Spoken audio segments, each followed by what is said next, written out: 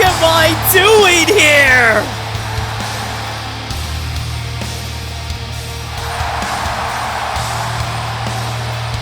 You know, I think we're all wondering that exact same question, folks.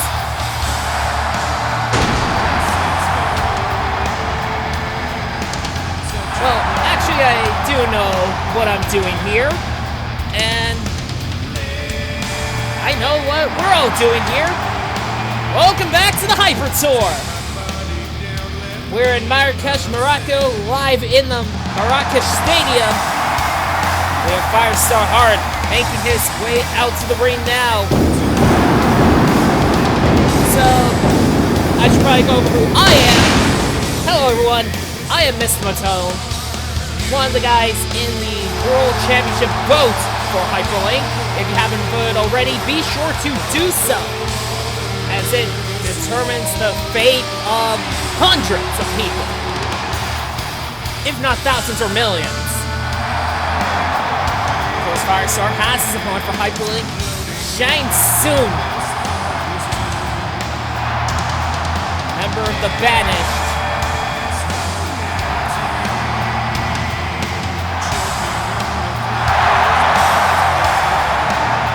Firestar's gonna be looking to take him on.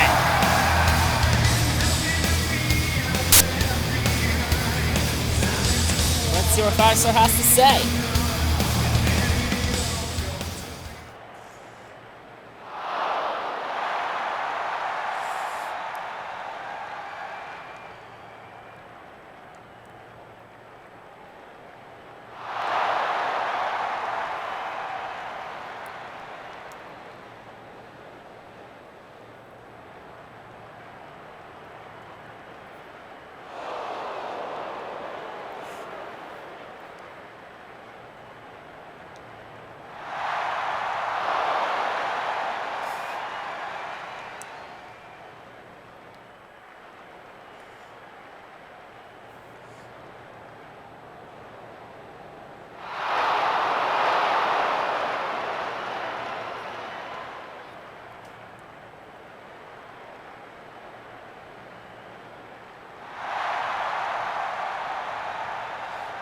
Thank you for doing my job for me.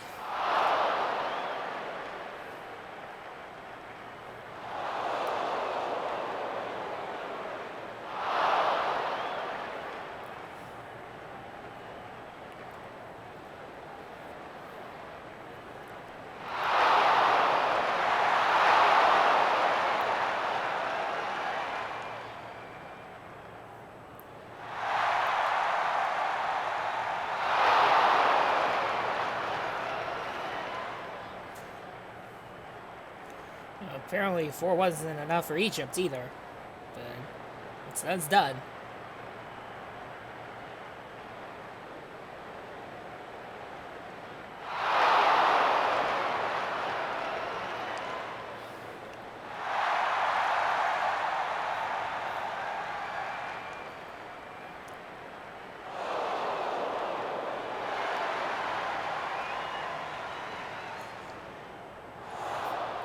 I've seen worse.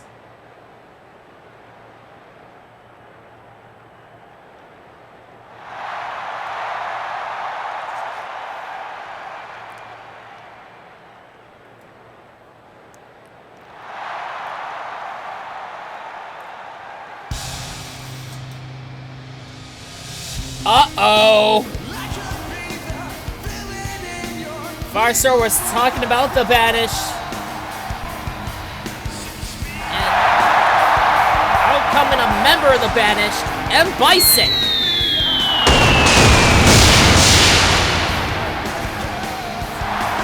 I think he's actually the only member of the Banished to not have a match set for Hyperlink, but of course that may change with time. And when I say a match set, I mean he doesn't have a championship match, and he's not in the votes for any, so. But it seems like M. Bison not really a fan of what Firestar has said. So we're gonna get a response.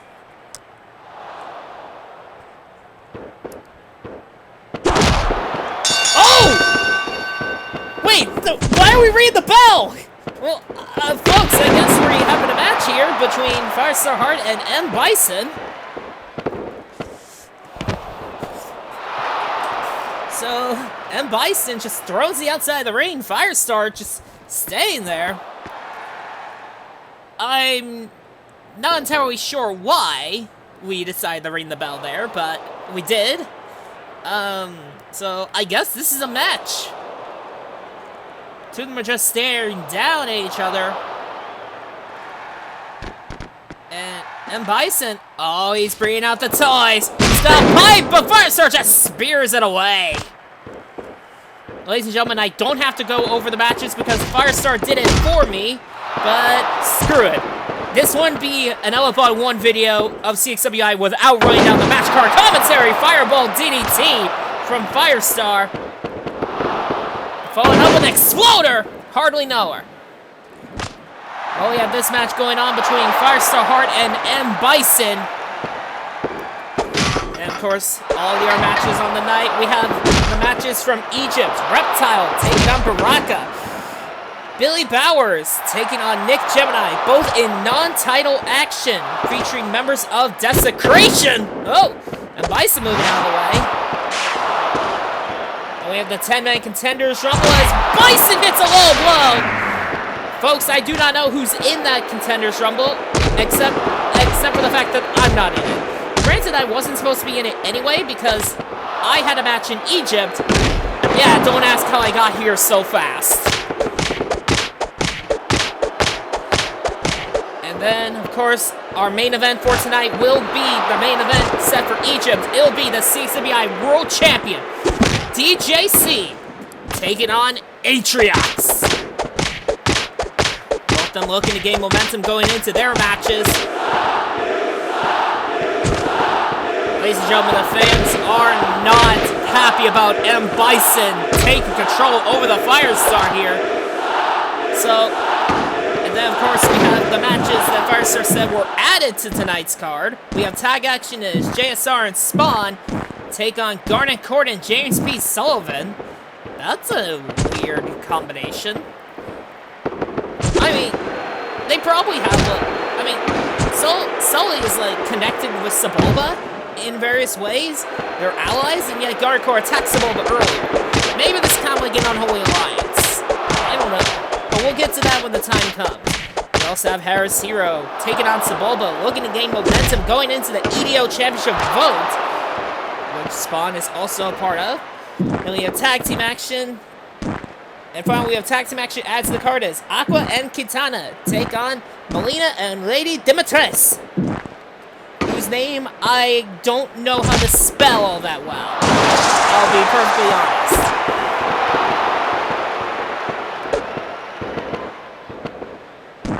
But folks, we have this match going on, and now Firestar, oh, got the double underhook, Wings of Fire!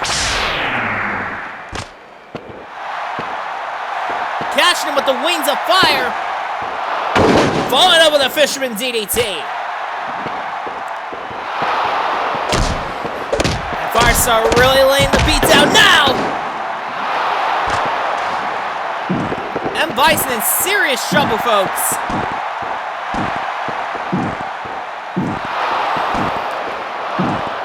Gentlemen, this show happening in Morocco. Firestar mentioned that he was able to get some guys who were able to get this venue on short notice. And considering what happened in Egypt, I am certain for a fact we needed this extra show. So, what happened in Egypt? Aside from the matches that happened, Isakov killed a guy on live TV. Or, I guess, in this case, on YouTube Premiere. So, yeah, not exactly an ideal situation we're in, all things considered. And that's why I'm in the commentary booth and not LFI 1. Because apparently it's a good idea to, well, what about going after the guy that actually shot the gun, or go after the guy who's leading the group of the guy who shot the gun, a mob boss giving an order to a hitman, in a way. No, instead let's go after the owner of the company, who had absolutely no knowledge of this happening whatsoever, and was just, I don't know, in the commentary booth when it happened. Of course, as we know, that could have been pre-recorded, so it is possible that it wasn't actually live and the murder already had happened, but I personally find that hard to believe. Firestar's got a chair after bringing in a trash can. So yeah, Egyptian authorities are questioning Elabod 1. Hopefully he does not go to trial for accessory to murder. Oh my! Firestar with a kick to the head, kind of like a Van Daminator, if you will. And both of them are down. But it's M. Bison who gets up first, despite being the one who got hit in the head with the chair. Make that make sense. Oh! Well, don't make that make sense, because he just got clobbered with that chair. And now Firestar gonna be looking for the firecracker. No! And Bison suplex. Oh! Missing the trash can. That could have been a close call. And now M. Bison throwing Firestar. And it's the clothesline.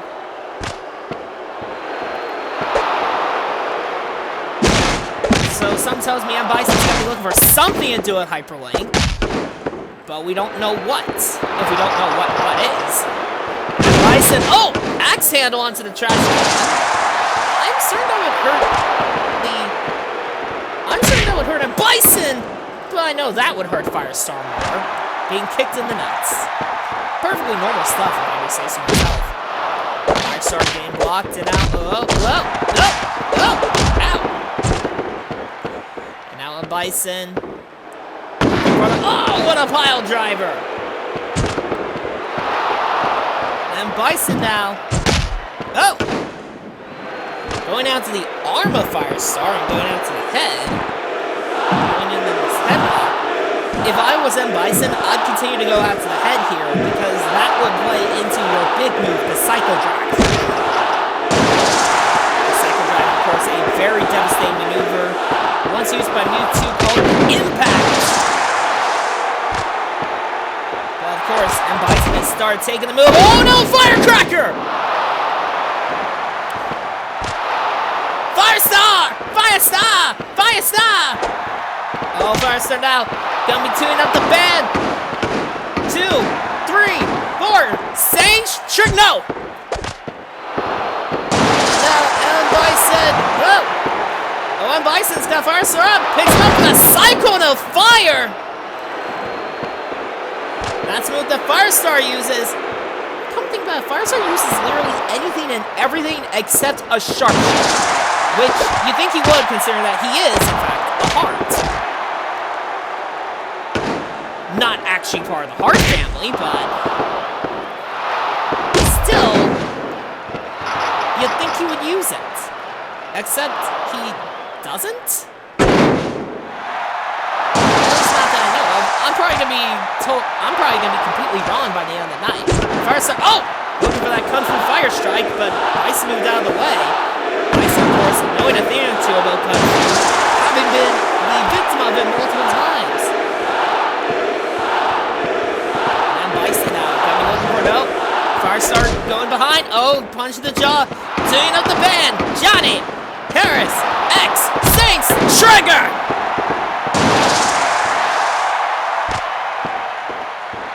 And now, Firestar with another Firecracker! I'd say this one just go for the cover. Good night, and okay, I stand corrected. That is, in fact, a sharpshooter. Firestar using the sharpshooter, living up to his not-so-family name. And Bison really taking the bean there. And, oh! Knockout blow. And now Firestar gonna be looking for another Firecracker again. No! Bison blocks it. Bison rolling him into the corner. Going for the knee strike didn't work. And now Uranagi attempt no. And Bison blocks. Look for the second no. And now Firestar moving in. Nope, Bison counters. Now Bison, now Firestar off the pullback. Oh, Firestar ducks, roll up, and the rubber in perfect position. This could be it. Okay, I will be kind of questioning that one. And again, I'm not the one that's leading the ref corps. I'm just a wrestler that does commentary. Now, Bison with a sidewalk slam off the Irish whip. And Bison telling the fans to suck it. Not really fitting for a dictator. Fitting for a dick, but not a dictator. The referee practicing his drop downs. Start throwing Bison into the corner. Oh! Tried the counter fire strike, didn't work. Now Bison, no. Firestar turning around. Firecracker! And now he's going back to this sharpshooter. And we got a view of the ref's back. Sharpshooter, nowhere to go. Bison gives it up. Firestar making quick work of M. Bison. In all honesty, I'm surprised that this wasn't Shane Soon in disguise. I guess this is how about saying, hey, well, not I guess this is Firestar saying, hey, we're saving that match for later. We got that firecracker, and then straight into the sharpshooter. Despite that knee brace, Firestar's able to get down pretty low. Mighty wrestling. That's a submission win for the Firestar. Oh, wait a minute! I was just talking about him. Shane Soon is in the building.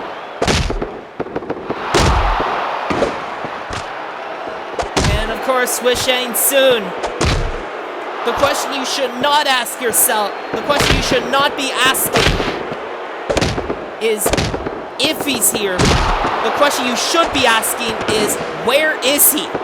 And there he is.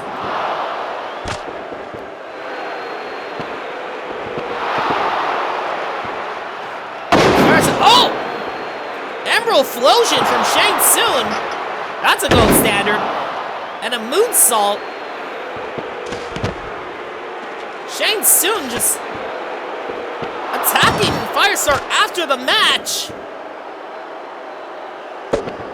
And oh no. Ow! And ladies and gentlemen, we have a juicy Firestar. Oh! Firestar blocked it. And now he's gonna give Shane Soon a taste of his own medicine! Minus the blood. Oh, no. Shane Soon just clocking him again!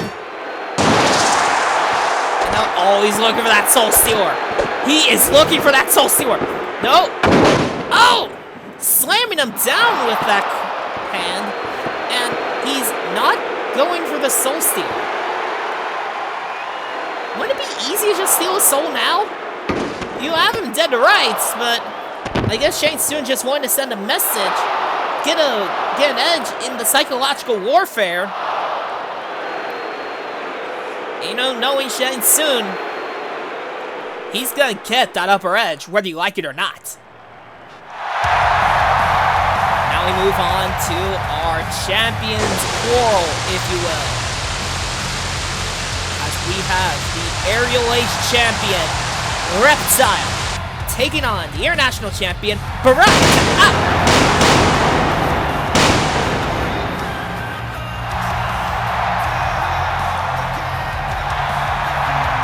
Is there a re-announcer for this, or is Mickey gone too? Or whoever we have doing re-announcing duties?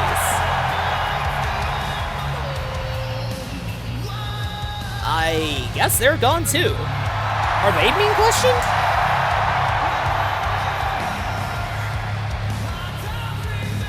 I guess so. Ladies and gentlemen, I'm gonna check with the guys and see what's going on with that. Yeah, guys, do we not have a re-announcer?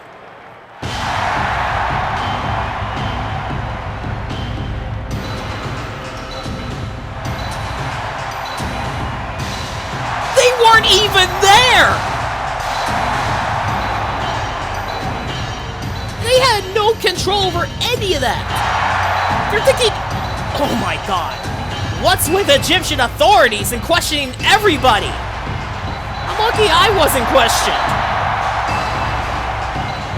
Unfortunately, ladies and gentlemen, our re-announcer is being questioned by the Egyptian authorities, just like Elabud 1. Don't take any conspiracy theories to heart on that, alright? Anyway, here's the international champion, Baraka. Won that championship from Reptile. Oh!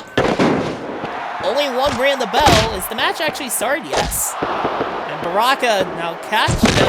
Oh!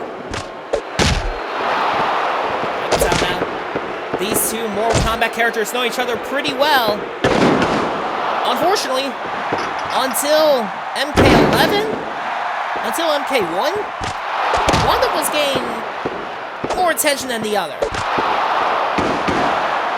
And I'm certain Reptile resents that. I'm certain Reptile resents the fact that he in fact does not have human skin. I mean,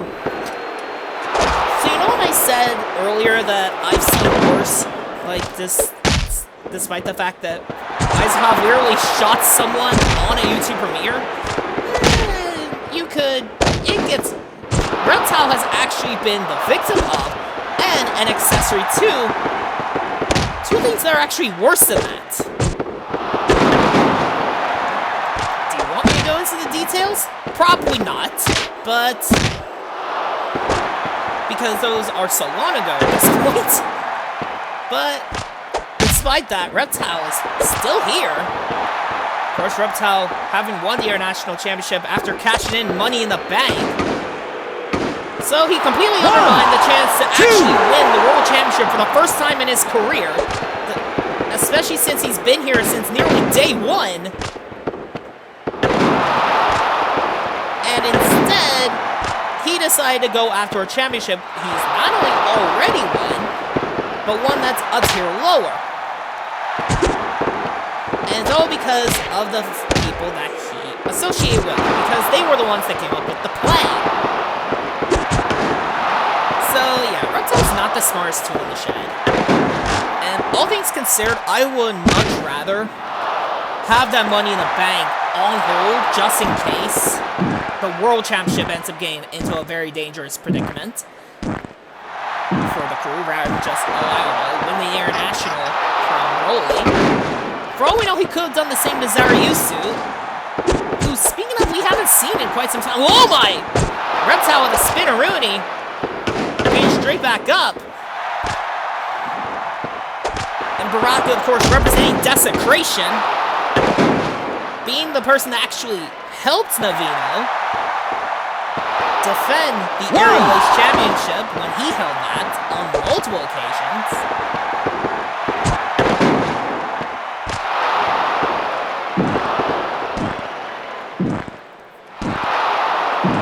And of course, Navino not exactly a good person, so you could tell he's going through that association. Reptile trying to senton didn't really work out. And now, oh, Baraka with a 1031! Cover him! Just cover him now! No? Okay, fine. Put him in a sleeper hold. Put him to sleep. Look at the teeth of Baraka. They're massive teeth. Of course, Baraka here, a Tarkatan. Tarkatan's notorious for being hungry, notorious for having big teeth and ugly faces. That's not a knock on the Tarkatan race. Come think of it, probably is.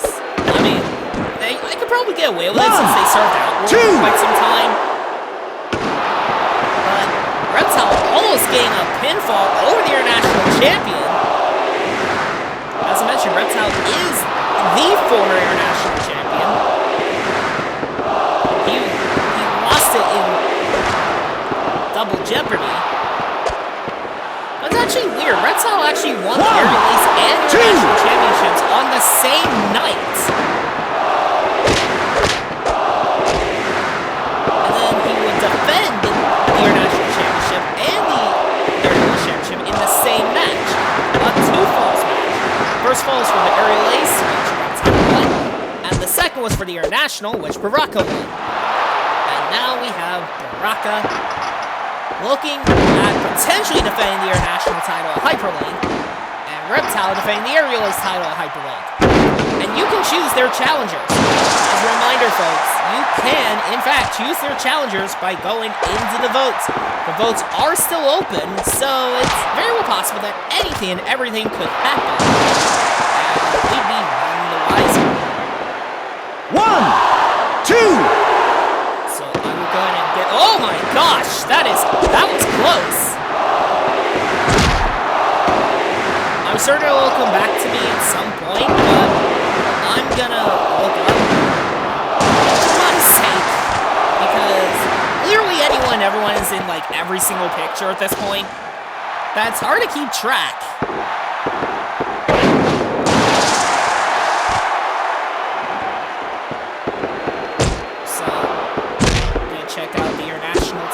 Quick. For the International, you can choose.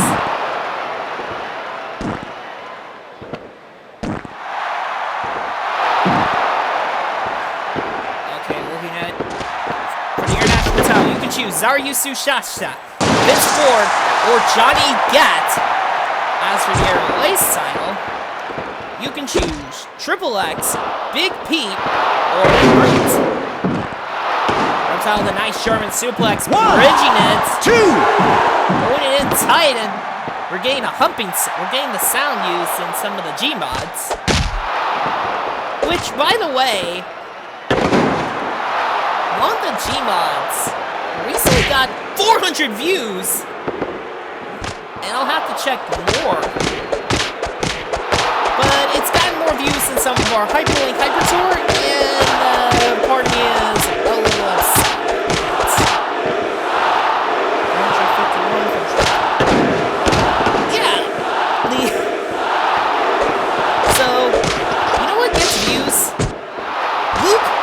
The Riolis, Huey, and Aqua. Probably the Riolis, though, because people just love the Riolis. And don't worry, I do too. I kind of wish I was on Luke and Lola's good side, but Baraka was a Bronco Buster, or a Baraka Buster. Baraka Buster? Well, it's a Bronco, and now he's going for the 1031 again, right into the turnbuckle. Jesus! And now Baraka, whoa, missing the flying line. And now Reptile going for these kicks. Boom, boom! You consider that it's Reptile, you think he would spin acid. But, oh. And you think he'd go invisible, but he does neither of those things. In reality, I think he should. But there's one thing he does do well, and that's the snake bite! That shining wizard used to perfection! And the Reptile Rana, no pinfalls on the outside. They have to happen inside the ring. This is not a hardcore rules match. Yes, we are a hardcore promotion, but we do not use hardcore rules as our standard rule set. 1031 on that metal part of the ramp. In all honesty, I'd be careful out here because this allows easier access to people to just charge you Leroy Jenkins style. They don't have to go as far. Oh, God! Baraka, slice and dice! On that floor! And folks, I think we have a bleeding Reptile. Time to check to see his blood color, see if he's more human or reptile. It's red, so he's more human. And actually, why do...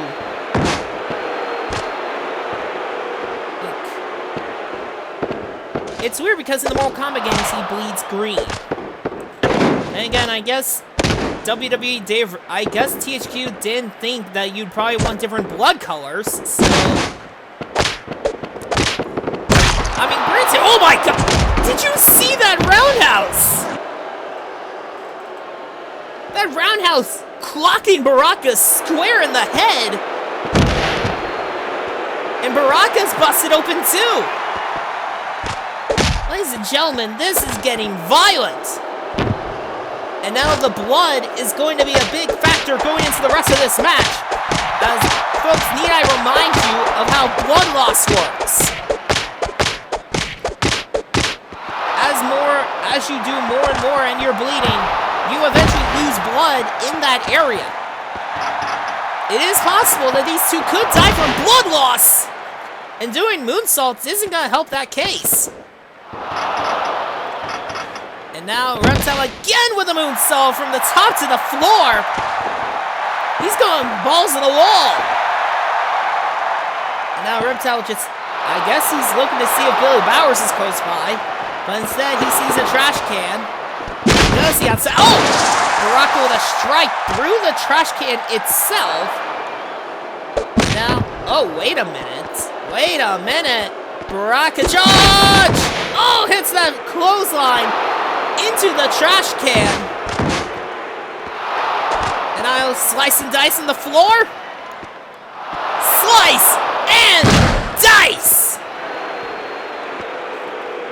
At this point, you could just send Reptile back into the ring and just cover him. Good night, nurse. But he's getting the trash can.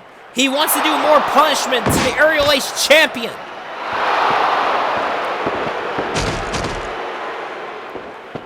And now Baraka, setting up that trash can. Is he gonna be looking for a superplex onto it?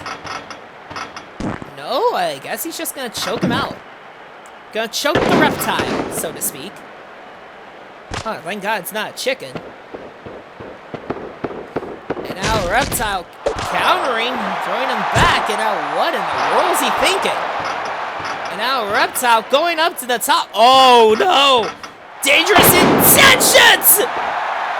Backdrop! I think he just barely missed the trash can. And now Reptile up top, waiting on Baraka to get up. I think he's looking for the Dragon Rana.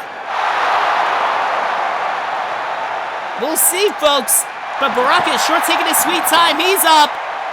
And now Baraka up top. Oh! Baraka just hit him mid-air with the trash can. And Reptile is out. That was perfectly timed. Reptile kicks out. Still going despite that. And now Baraka has him. Gonna choke him with his foot. I'm not exactly sure you'd want that. I mean, Reptile could very well have a foot fetish. At the very least, it's not an ass fetish. Because, in all honesty, I don't think I'd ever want to think about that. I mean, it wouldn't surprise me if I had to think about it, because, well, he is in fact. Whoa! Baraka with a flying line. The fan's not happy. That trash can shot, I think, just turned this whole thing around. That's how trying to fight through, but it's not working.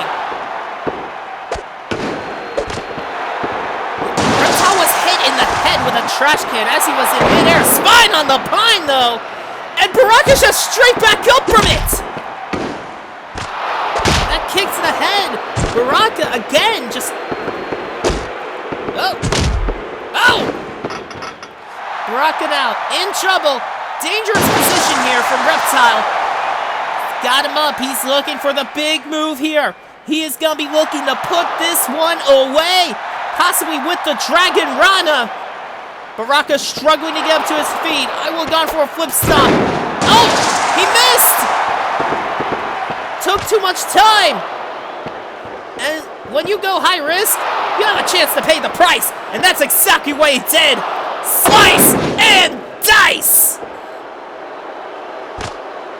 Baraka with the cover. Good night. nurse. Reptile, he's sleeping. That's the victory for the international champion, Baraka. And that's a point on the board for desecration.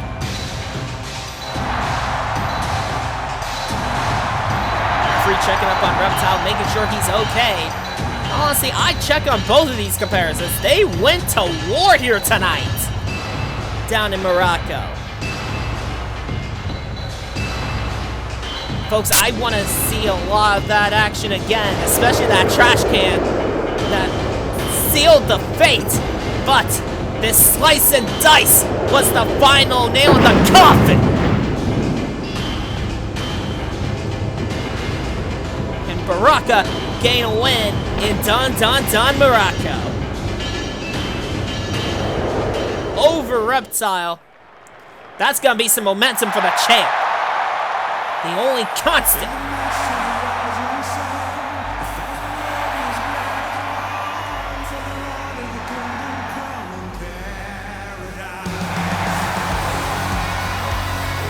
Ladies and gentlemen, we have tag team action coming up.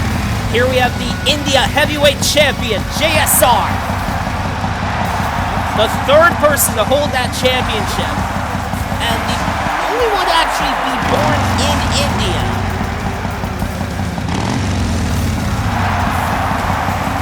JSR's defended that championship against several top names. He's defending against the Prince of India, Rain Allen. Fights me, never the bride.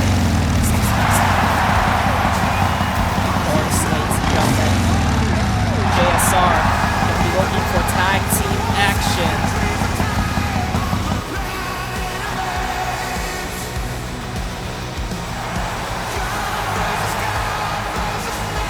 Tag team action here tonight with JSR teaming up with Spawn of the EDO title vote.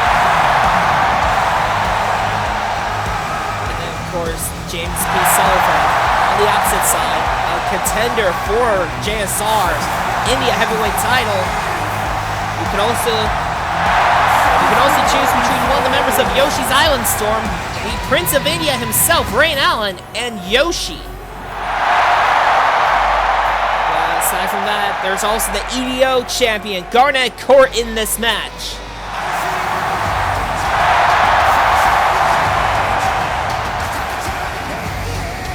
So, ladies and gentlemen, this is going to be a big moment for all of these competitors.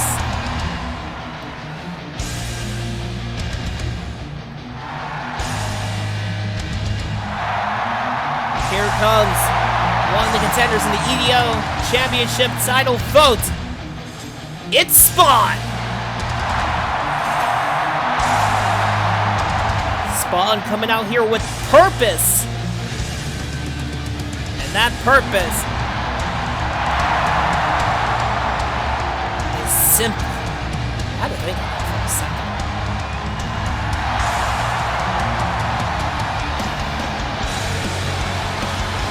He wants to defeat Garnett Court and James P. Sullivan here tonight.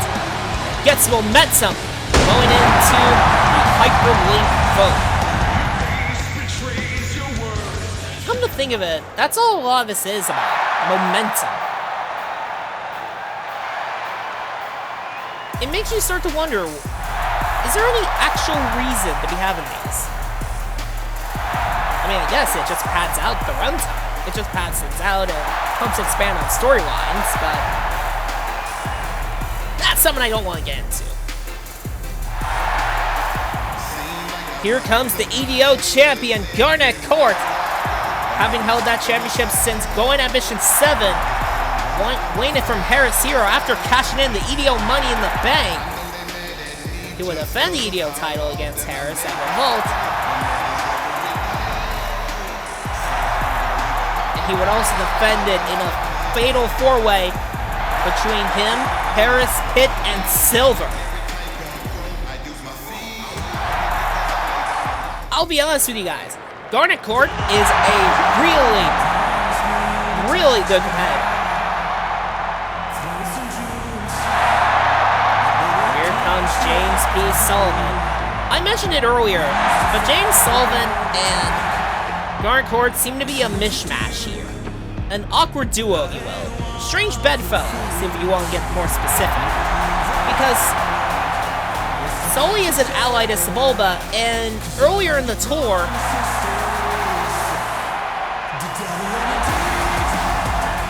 Garnett attacked Sebulba. So, I think there'd be some animosity there.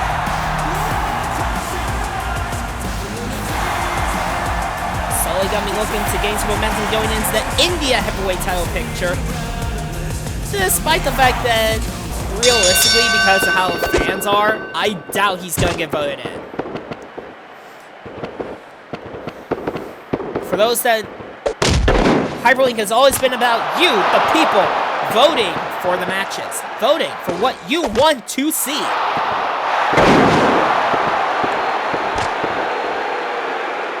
And that's what we're getting here tonight. We're getting what you guys want to see in public view, so you guys can decide, do I want to vote for this person?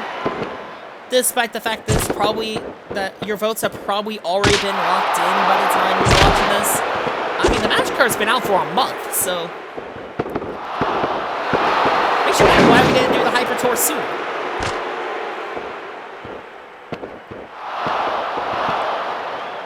Nonetheless, James are with a power bomb. Got tag in Spawn. Spawn would love to get his hands on the EDO champ. And now just strangling him. Choking him out, 1031 style. And Sully's like, no. Spawn's like, okay. And Sully just decides to go back because he's done his job. By simply telling him no. Now, Spawn putting Garnett in the corner, not exactly a wise idea, considering that's Garnett Court's corner. There's a brainbuster from Garnett Court. Garnett Court, folks, has power in his game.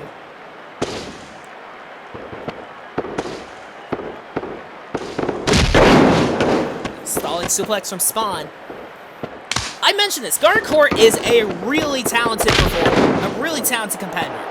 He has strength, he has speed, he has a lot going for him. Only thing he doesn't have is a good attitude.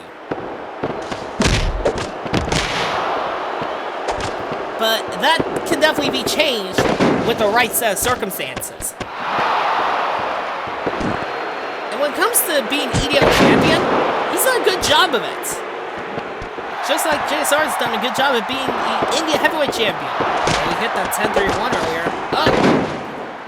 There's a hip toss from Garnett Court, and now, throwing it down. Throwing down the knees on the arm. Now we're gonna try something here, probably like a Uranagi, but JSR saying, no, you're not gonna Uranagi me. And hitting a full Nelson slam instead, which is kind of like a Uranagi, except not really. Going for the bear hug, and it's always like, no, stop that. Stop going for the bear hug. JSR's like, okay, I'll hit you instead. Which is exactly what he did. Because I kind of just called that on the fly. And now JSR going to be looking for the no Garnett Court counters. Ladies and gentlemen, I should remind you that JSR is a former CXWI World Champion. He main evented a Golden Ambitions 3 against Sora.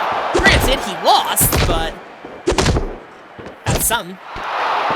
JSR has won nearly every single championship that CXWI has to offer. The only championships he hasn't won are the All-Star and the Aerial Ace. Now, I'm certain the All-Star is on his radar. He was one of the few original CXWI Grand Slams.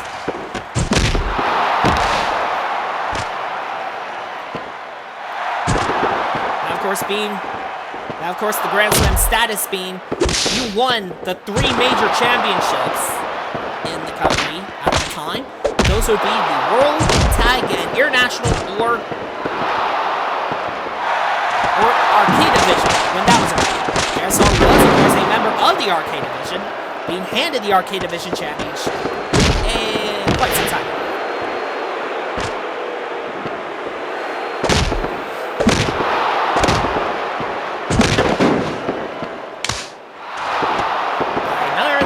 Bowser and the Saints before they got fired.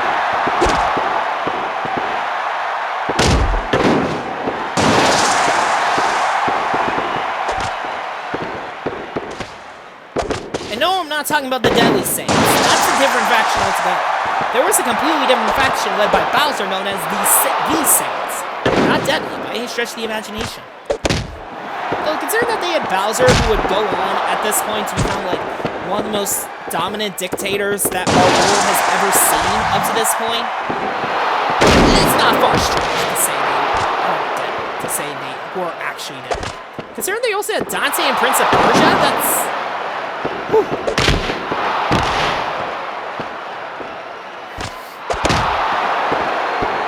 We think was, ironically, JSR.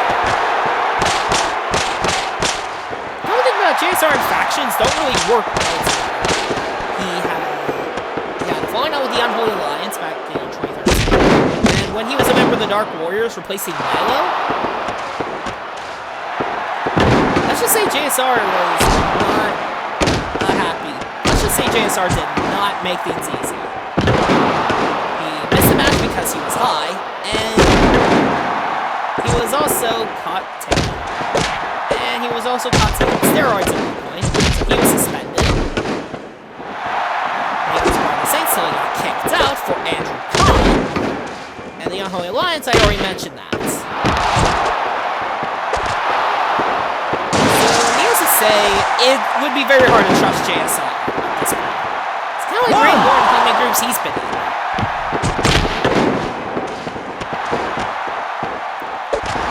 JSR going out to the EDO Chan. Uh-oh, he's got the arms. No, he's got him up. Got the arms. Crucifix. JSR bomb. Wipeout included. And the cover. The EDO champ is out, but the ref is out too. And G-Court just kicks out of it like it's nothing. You get nothing! Good day, sir! Wow, the schoolboy, two! Sponge is going out. Sponge is trying to get JSR hyped up. Sully waiting his time. Buying his time. Oh! Garnett obviously not wanting JSR around. I'm looking for something big here, but JSR, no. Thank goodness this wasn't forbidden. Oh! Spearing Sully to the outside. And now, JSR looking for the JSR bomb. No! Now Garnett, Spawn, clapping away. Clap, clap, clap, clap, clap. JSR hits another clothesline. But again! Garnett going behind. You can't keep your eyes off the ball. And that's exactly what JSR has done on multiple occasions here.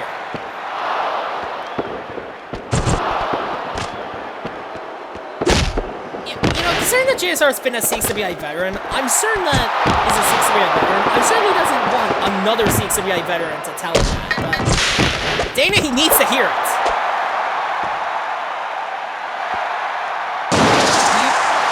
If you're saying you can't handle the truth, well, let me tell you the truth, brother.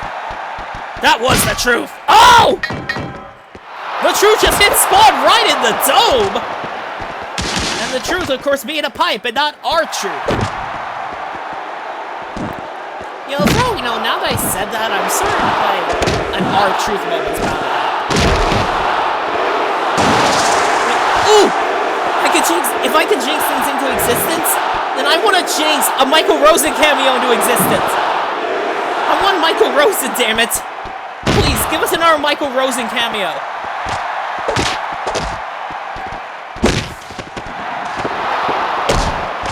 If a Michael Rosen cameo happens on this show, then I am going to be a happy camper. I am going to be a happy, happy, happy, happy camper. Or a happy Matone. A happy missed Matone, if you will. Anyway, back to this match. Garnett Cord keeping Spawn away. Sully and Spawn haven't been tagged into this match in quite some time. JSR getting tumbled to the outside again. Spawn gain a replica towel bell from the replica towel bell factory. Ladies and gentlemen, the replica towel bell factory is in a whole unique case. A whole can of worms, if you will. The referee trying to admire Spawn's cape. And a powerbomb accidentally hitting Spawn. And now we're getting a powerbomb Powerbomb Symphony. Unfortunately for him, that means a Powerbomb from Garnett Court. And Spawn, having to go back. 3. Garnett gets it. Garnett Court just picked up a win over a former CXWI World Champion. No matter how far that former World Champion has fallen from grace at this point, it's still a pinfall win over a CXWI World Champion. And the India Heavyweight Champion for that matter. That's going to give Garnett Court some huge momentum going into Hyperlink, and even give him some bonus points for potentially making it to the main roster. Oh, wait a minute! I should have seen this coming!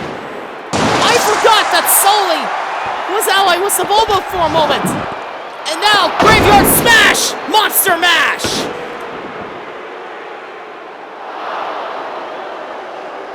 Sully just saying a message. You don't mess with Sebulba. And now he's giving him the Rubber Monster Mash. He did the mash. He did the Monster Mash.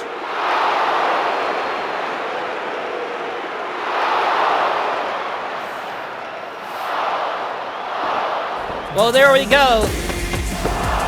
Message clear. Sebulba sending his regards.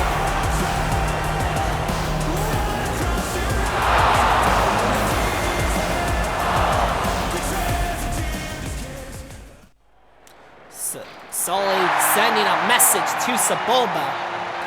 And of course, ladies and gentlemen, we now move on. Because, in the end, we gotta keep it rolling. And you know who it starts with?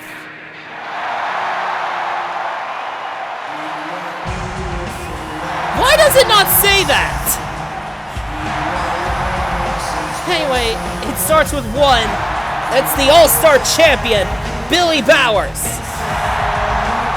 Having won the All-Star Championship at Revolt the same night Baraka won the International.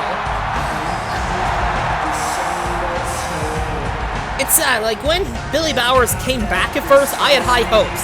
But then he sold himself out to El Navino, and now he's gone on this whole tirade.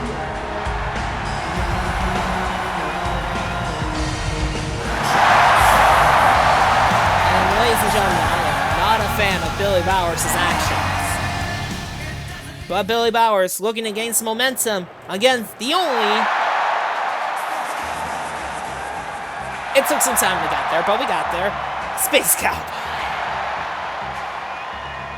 And we're gonna finally pull again because, you know, as they usually put this in absolute minds. Ladies and gentlemen, keep your minds for the votes board, though. For the All-Star Championship, Broly, Huey Mewtwo, and RPM. Nick Gemini, of course, won the 3 in the world title vote, alongside myself and Crescent Moon, who were on the show in Egypt, where I beat him. So if that doesn't convince you that I should be the one you should be voting for, I don't know what will. Billy Bowers, like I said, representing Desecration. Desecration holding all 2 single championships, and ironically, neither of them are El Navino.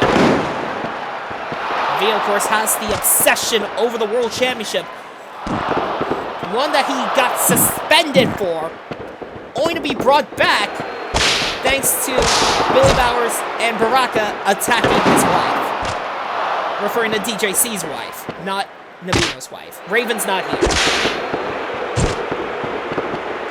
Now watch, as soon as I say that, we're gonna get Raven showing up on these shows. 2! Bowers with a German suplex. Nick Gemini kicks out. Nick Gemini gonna be looking to get some momentum going into the world title vote. Which, as I should say, that world championship vote, it should have been a 1-on-1 between DJC and one of us, but again, DJC decided to be an idiot and get Navino involved. Look, DJC and I are friends, but look, I'm willing to call him out on his stupidity. Just like I'm going to call it the fact that Melvino did not even touch Rarity at all. Oh yeah, speaking of, my wife Lucina won in Egypt as well against Rarity and Rainbow Dash, teaming with Dark Angel. As soon as I say that, Angel's just gonna show up in the premiere chat and be like, no one cares that your wife was on my team. Look,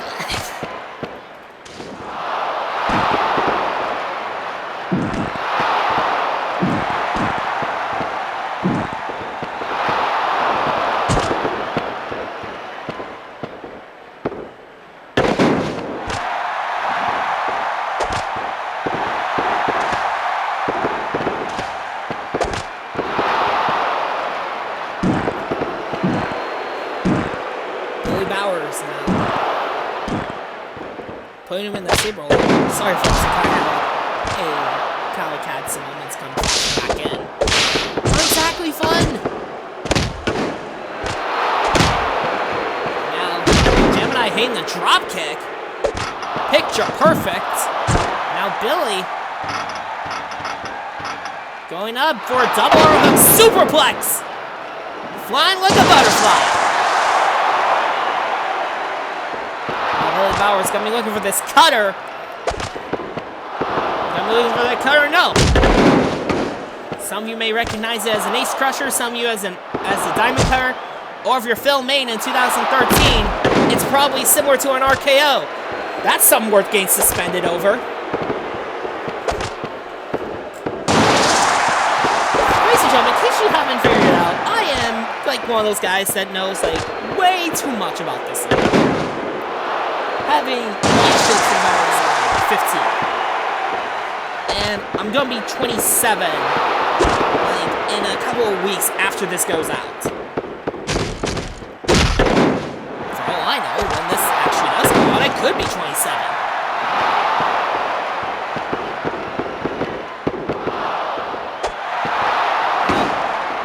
Billy tried to close. I think he windmilled it, and Nick Gemini was able to swoop under. Almost got him.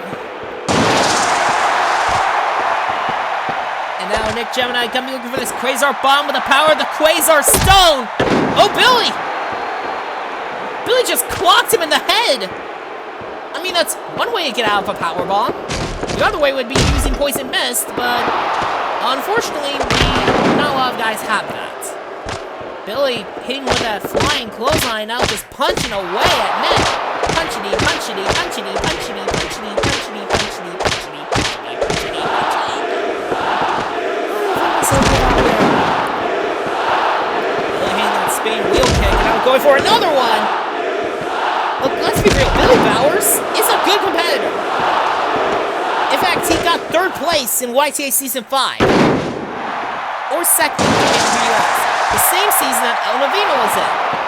And of course, that season would be won by Brandon Wolf, who will go on to have an interesting career, if I say so myself, in the CXWI.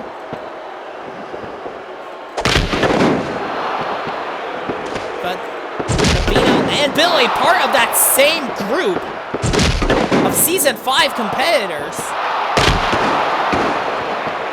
Billy Bowers right now just showing why he was given preferential treatment in the YTA and given that opportunity compared to guys that were there before, like RPM. He had to sneak his way. 2! And several others that almost got him with that. And now Nick. Billy Bowers saying, no, you don't. Oh! I'm not sure what he was saying, but he got kicked in the nuts for it. So, yeah, don't talk. Don't talk crap about your opponent in the ring. Save it for the Facebook post in the center of control. And now, Quasar Bomb! Bam! Excuse me? Nick, I don't think your finisher is working. You might want to fix it. Okay, I guess we're going with the philosophy of if at first you don't succeed, try again. If at first you don't succeed, blow it up again. And again, Billy just gets straight back up. And a third time's the charm? Yeah, third time's the charm. What is it seriously going to take? Gemini trying the Masawa's elbow is God philosophy. If you know that philosophy, then I'm glad you also in the Japanese pro wrestling. In the 90s, not modern Japanese pro wrestling. Billy, look! Billy now throwing Nick into the ropes. Trying to no! Nick Gemini comes into a roll up. And Billy's held in tight. Oh, so close! Is it a case of the palm hit the mat, but the hand did not? Possibly. And Nick just hitting that crescent kick. And a drop kick from the top. And now Nick, not wasting any more time, getting straight back up. And now he's going up to the top. Shooting star press to the head. But Billy is up. Elbow is gone. Gemini, no! Would that be a Quasar elbow? Probably not. And oh, come on. Nick, Billy just begging now, saying, no, please don't hurt me. I'll hurt you instead. And he's like, I didn't do anything. But of course you did. You hit someone in the nuts. Now off the pullback. Oh! I mean, it worked.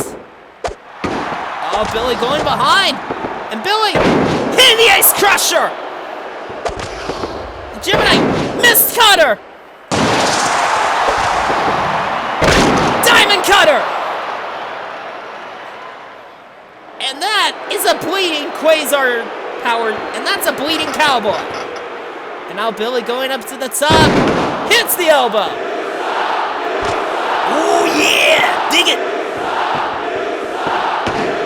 And now Billy's not done. He wants to do more. He wants to do more cutters. And now Nick up to the top. Billy just catching him on the pass. And the superplex, unfortunately, referee got taken out because he doesn't know the meaning of get the fuck out of the way. This crowd completely off their feet. They thought Nick Gemini was out for good. Gemini's elbow is gone! Frog splash! And now Gemini up top again. Froggy! Not done. I think he wants to do more. I think he wants to set him up for a shooting star press. Now, duck under. And Billy with a modified backbreaker. I think it's more of a rib breaker. Nick with a German. These two originals going at it. Trying some Billy with a cutter. Out of nowhere. Filming suspension. If that was the name it was gonna finish on, that would have been disappointing. And now Nick Gemini has him up for the Quasar bomb. Boom! And Billy straight back up. He has a more durable back than anyone I've ever known. Spear! But it's not done yet. And now it's just laying him past and him with shots. Effective, but not exactly what he's gonna do. Oh! Hitting the ropes. Gets hit with a spear for his troubles. And now... No! Oh my god! Billy just hit him with a cutter in mid-air! 3!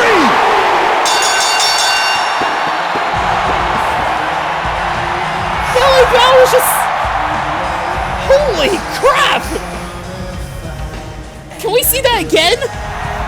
Because that was incredible!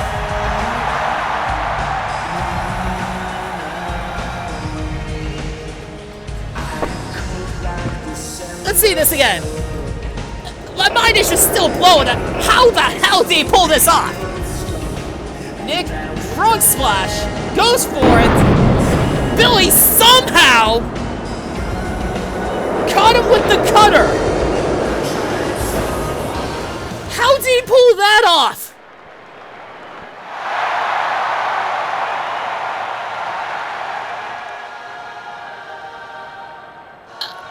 I'm lost for words. That's momentum for Billy Bowers.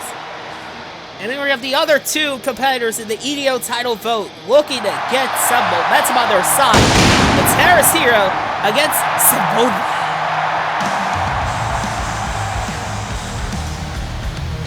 Harris Hero qualifying for this in a massive tournament. 2 6-person tournaments. Or I think it's 7-people tournaments? Yeah, I think it was 7-people tournaments. Harris, of course, going all the way. Harris is a former EDO champion, but he's also the shortest reigning EDO champion. So, I'm certain he wants a longer reign with the title this time around. Speaking of people who want the EDO championship, here comes Sebulba. Who, yeah, I'll be honest with you, I don't even know why the fuck he's in the EDO. He's a former CXWI World Champion, a former CXWI Tag Team Champion, a former CXWI International Champion. He is the only person to have won the Crash and Burn Rumble from number 1, and yet he's down here in the EDO. Make that make fucking sense, Ritas.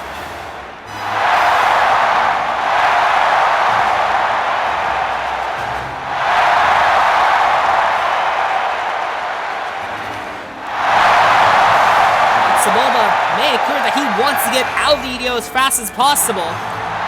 So when he wins the EDO championship, depending on, which is probably not going to happen yet, because Hyperlink is a big one, unless he somehow finds a way to rig the votes. Glitch in his system. Then I highly doubt Sebulba will actually get that EDO championship. But if he does, he's thinking about using option C on it. Oh!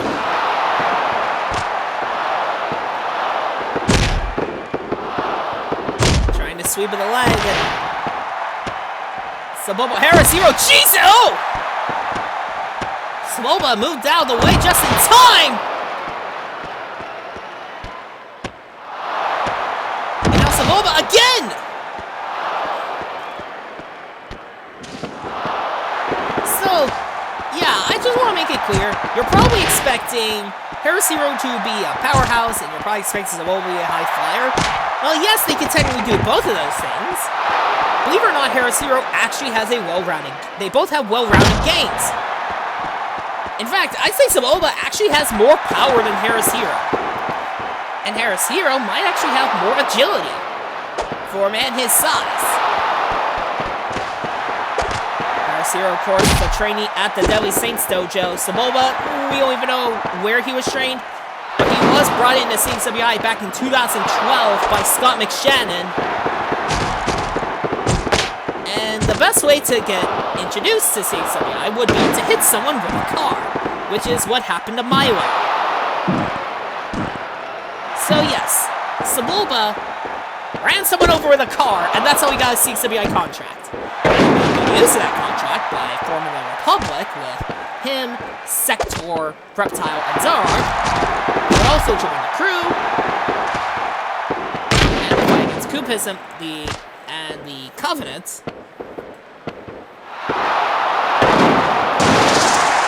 Featured him and Anakin being tag team champions. Yes, Anakin, as an Anakin Skywalker, repeated rival, who he would later send to oblivion, because Anakin decided to join Coupism. Harris with a lariat, folks! Sending Sebulba down. And now, he's got him up, and he likes to hold him up for a little bit before dropping him with that brain buster. Something that he did there, too. Harris trying to sweep the leg, Johnny Lawrence style. Now Sebulba from behind. Kill switch engage! Or the unpretty, or just the kill switch. The only reason I called it kill switch engage is because of the band name. It's not cool.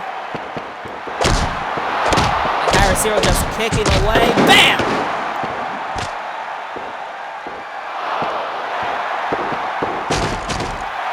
Irish whip into the corner. And now Sebulba gonna be looking for that Frankensteiner up the top!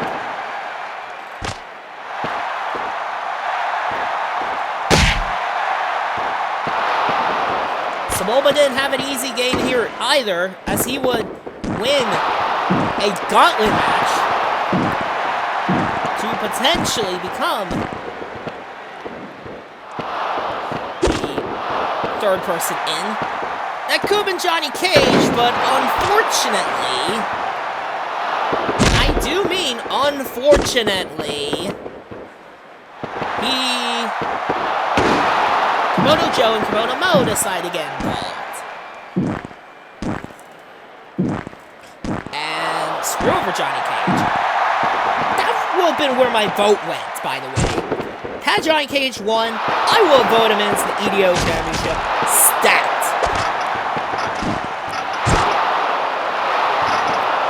Harris-Zero has Sebulba up for that belly to belly. And Sebulba just springs back up. You're looking at Go Ambition's main event. You're looking at an Iron Man in this business. Someone who won the Crash and Burn Rumble from #1. And you're expecting him to go down that easy? Nuh-uh. Sebulba telling you, you got more to do, son. A lot more. Going underneath and locking him in a crossface is a good start.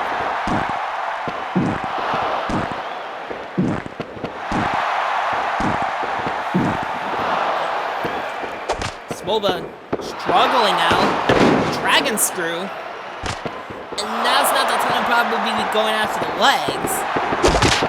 This is probably the time you should be worried about knocking him out. Because you compromised his head quite a bit. There's a half crab by Sebulba working on that leg.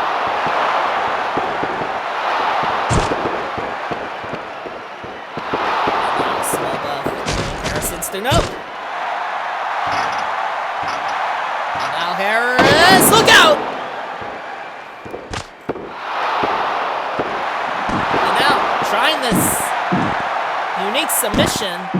It kind of reminds me of the stretch plum, but I don't think it is actually.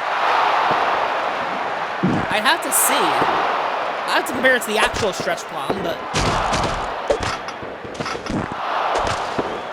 Made famous by Toshiaki Kawada. Monkey flip from Sebulba.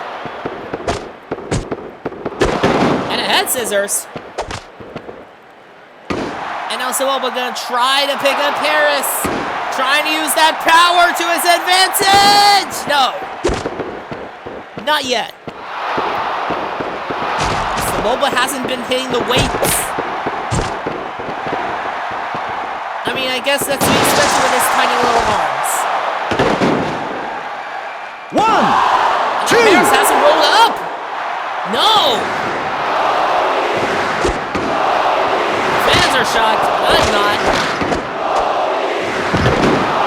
It's just like a pack of cigarettes. You're gonna need a little more than that, honey.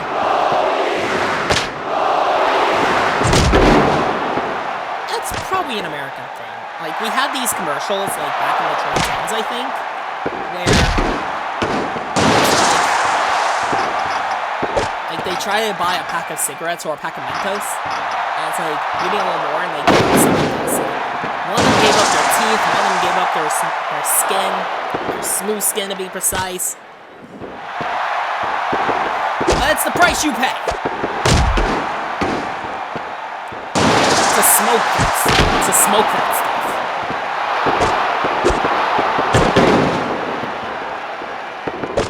But you know what? Like cigarettes in a weird way and all types of, and a lot of different kinds of drugs. Wrestling is an addiction to us. We get a high from this. Putting our bodies on sacrificing ourselves for you, the people? We really get high on that shit, you know? That's why a lot of us go straight edge and still win shit. There's the soul edge from Harris Hero.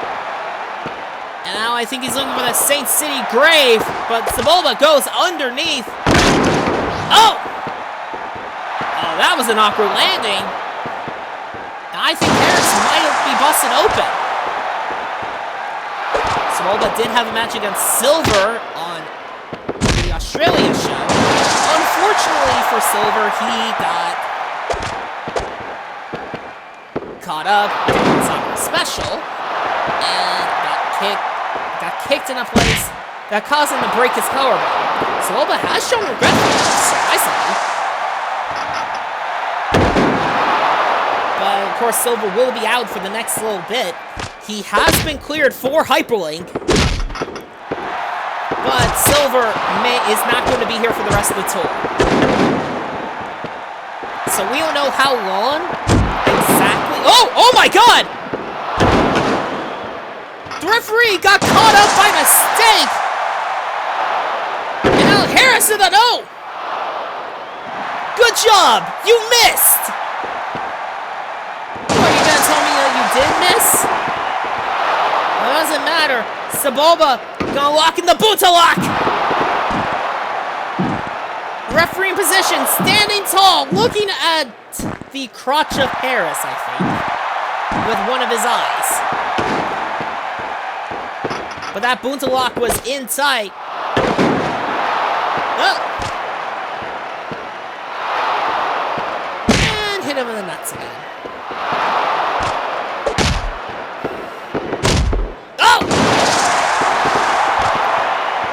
With a punch or an elbow. I think a punch. Trying for that Saint City note. And Sebulba again trying to pick him up. Honing his nuts. Trying to go for the balls flex. But Harris like, nah, you ain't lifting my balls. And trying for it again, but it's like, no, not gonna work. And Harris, a spy being on wobbly legs, makes it look so easy. Leg lariat from Harris. Then again, Sebulba is one of the lightest wrestlers on the roster, being at only 130 pounds. I think. I'm certain I'm wrong. He might have gained since then, but I know he's really light. Harris is close to that 300 range. And now, oh, Harris. Oh, Harris. He's smashing with a hammer!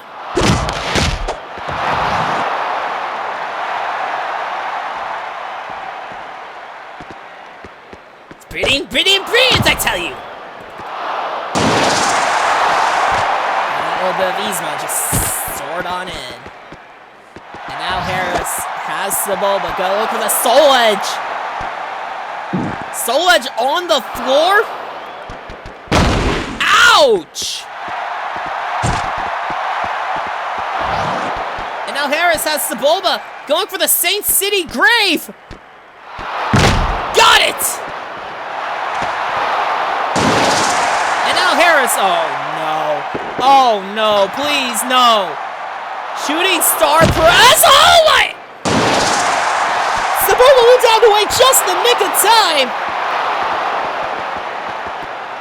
Yeah, that's the thing. Harris Hero, despite being 300 pounds, can pull that out of his ass. And there's a... Sebulba tried a shooting star of his own. And just like Harris, he crashed and burned.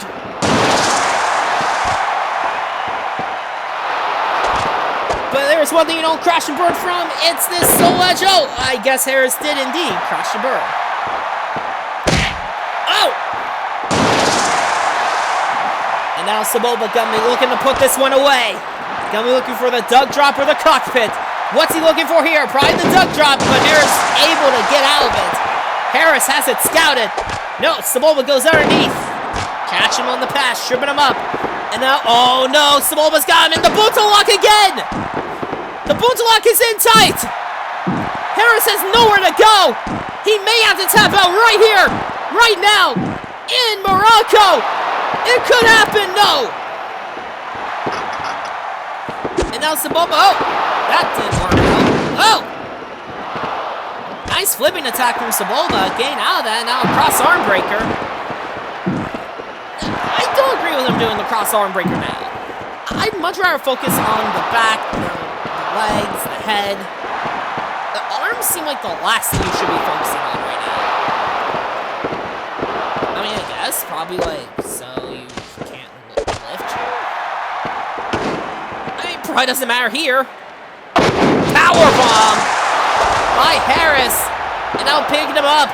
He's got him in that tombstone. Saints City Grave. And the cover. 3. And Harris picking up the win.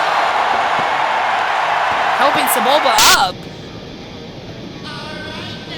I don't know why he did that in all honesty. I mean, these two put on a really competitive match. But it would be Harris that gets the win. Fighting through the pain of the Butalock. Hitting the Saint City Grave. And putting Sebulba out to rest. And Sebulba, surprisingly, not doing anything about it. Now, ladies and gentlemen, up next, we have ourselves some women's tag team action. As Aqua and Kitana take on Mileena and Lady Dimitrescu. Aqua, of course, representing the crew.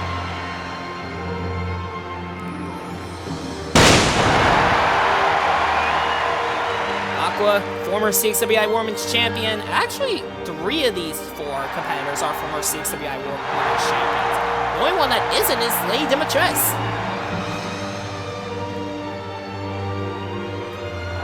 Is this the first time we've actually seen her in a while? Probably. Nonetheless, Aqua trying to get some momentum for Hyperlink, where she is going to be taking on Mileena with a stipulation of you guys' choosing.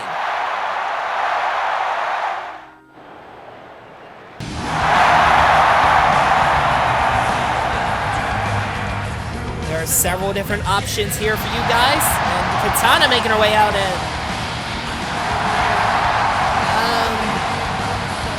Is this technically legal?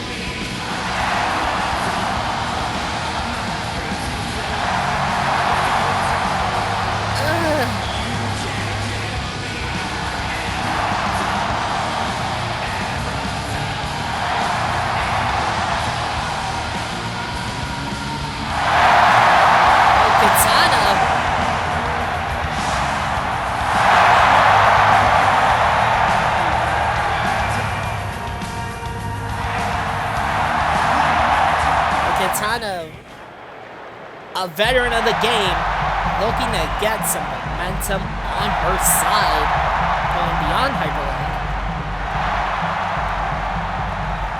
And here comes Mileena. She actually won the Women's Championship from Aqua at Going Ambitions, where she won a mini Crash and Burn Rumble to get that opportunity. Of course, also in that match against Aqua. And the loser gets a punishment based on what you guys choose. It could be a stink face, which is banned, so that means the winner will also pay a $750,000 fine. Did we get that fine from Bacterian, by the way? I gotta make sure on that, because that's something that I haven't been disclosed to yet. Could be a crime. Could be stripped to your brown panties, which, okay. Could get a tattoo, I always have you. You could get fired! You could be a servant, or you could be shaved. All those do not sound like options. Anyway, here comes 9'7" vampire mommy, Lady Dimitrescu. Please don't tell Lucina I said that. But this vampire is tall. This vampire is bootylicious, apparently. Oh wait, that's just the back of her dress. And that's just the mantle attached to her fourth wall break. But folks, Lady Dimitrescu is massive. Why have we not seen her in a while?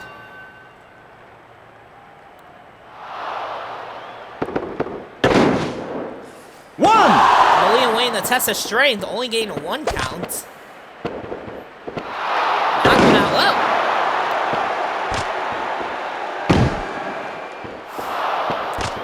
Aqua hitting that elbow, now going for punches. Punch me, punch me, punch me, punch me, punch me, punch me, punch me, punch me. Now, oh! Trying to spear it didn't work. Mileena trying to clothesline didn't work. Takeover. Ladies and gentlemen, as I mentioned before, the loser of the match between Aqua and Mileena at Hyperlink will face a punishment. We're going to be getting Monokuma up in here saying, let's give it everything we got.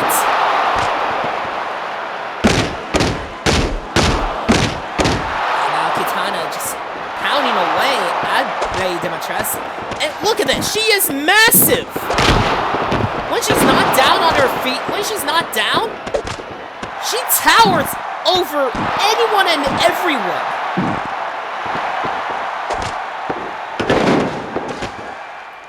There is absolutely no way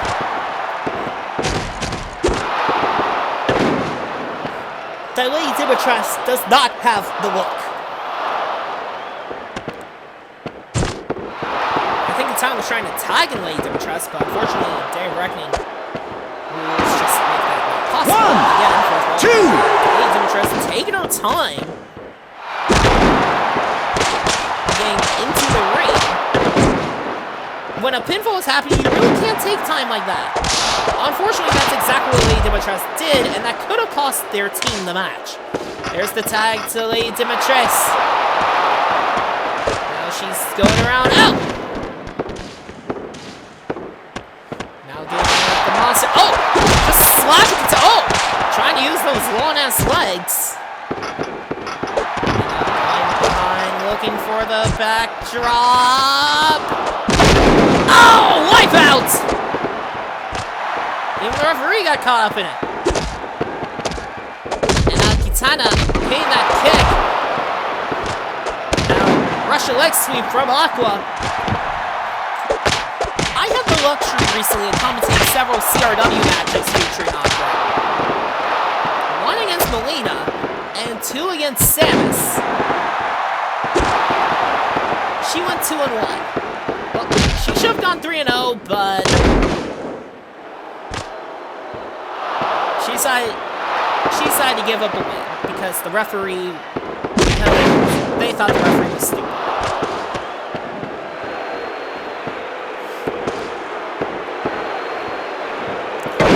Something that's not stupid is holding her up, trying to get the blood rushing to the head for these stalling suplexes. And holding her up, the referee, why would you get in that position? Why would you get directly to them? And now just shocking Kitana, bringing her down. Mileena just keeping Kitana. Oh no! Oh no! Choke slam! And the referee telling Kitana, hey, you should probably wear a shirt. Or, I guess he was trying to restrain her from doing any more damage, despite the fact that she was the one taking the damage. And now, Lady Dimitrescu holding Aqua up! As I mentioned, Lady Dimitrescu is tall. So a lot of these moves that have her holding someone up that high? Just like this? Oh my! Accidentally hurting Mileena, but she could have gone like 12 feet in the air!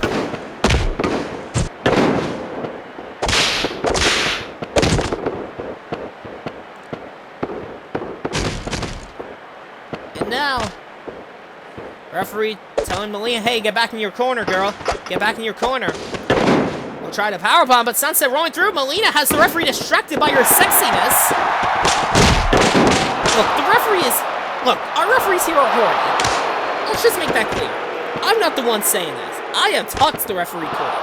They've said that if they get a women's match, they are all excited. Makes you wonder why the referee was thrown to the outside. And Aqua trying for the birth by sleep? No. And Mileena throwing her in. Not exactly where you'd want her to go. And there's the tag to Kitana. First time in the match. And now the referee. What is... And now Lady Dimitrescu just taunting Aqua. And being like, yeah, I'm here. Don't get too comfortable. I just remembered the whole thing about the referee court. I asked them why they all look the same, and they told me their honest answer was game engine. They decided not to make any more extra referees, kind of like unlike what they do in later WWE games. So they really didn't have that luxury.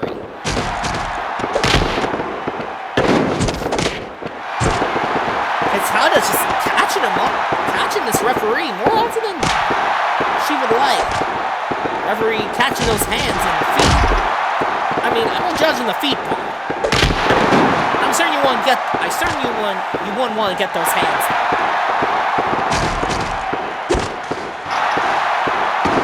Monkey flip. Referee again caught up. And now Kitana tuning up the band. Oh! Super kick square to the head. Somehow getting her head up at least 8 feet. Her feet up there. That's like 8 feet. Boom! Now Kitana, she's tuning up the band again. 2, 3, 4. Oh, no! Oh! Mileena with a roundhouse. And now, in another case of recycled finishers. Tombstone! Got it! That's the third person we've seen tonight that uses a tombstone. And the second person we've seen do a tombstone tonight. Yeah, needless to say, moves get repeated a lot. That's the unfortunate case of there not being enough moves to go around. Like, for real, if this was on a mod that introduced new moves, I'd be all for it. Like, could you imagine, like, a Day of Reckoning mod where you could do a one-winged angel?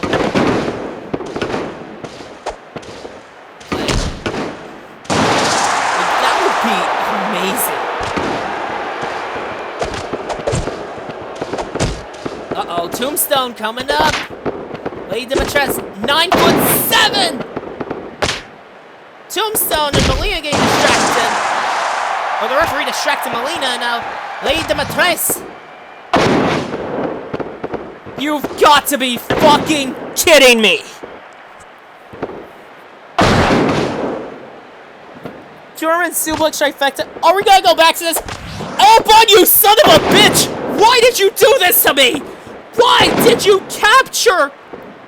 Why did you give Lady Dimitrescu this?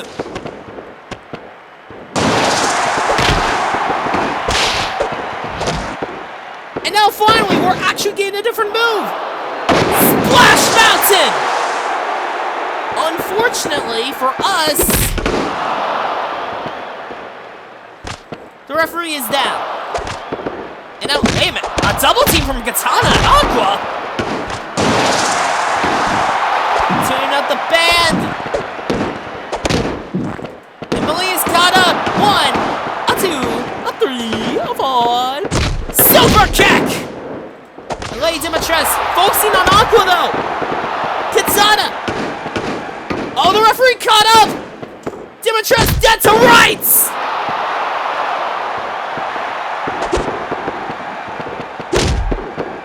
But Lady Dimitrescu is up. This 9'7" undead vampire.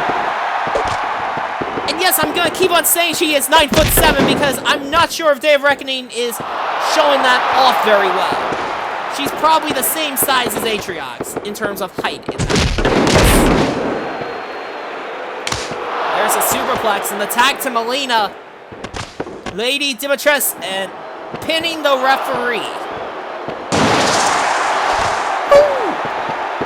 And Mileena got Aqua up for a tombstone. Tombstone! And Lady Dimitrescu gaining. Gonna beat down on Aqua. Gonna try for more. And now, oh, Schoolboy! And Lady Dimitrescu is pinning Aqua. That could have been disastrous.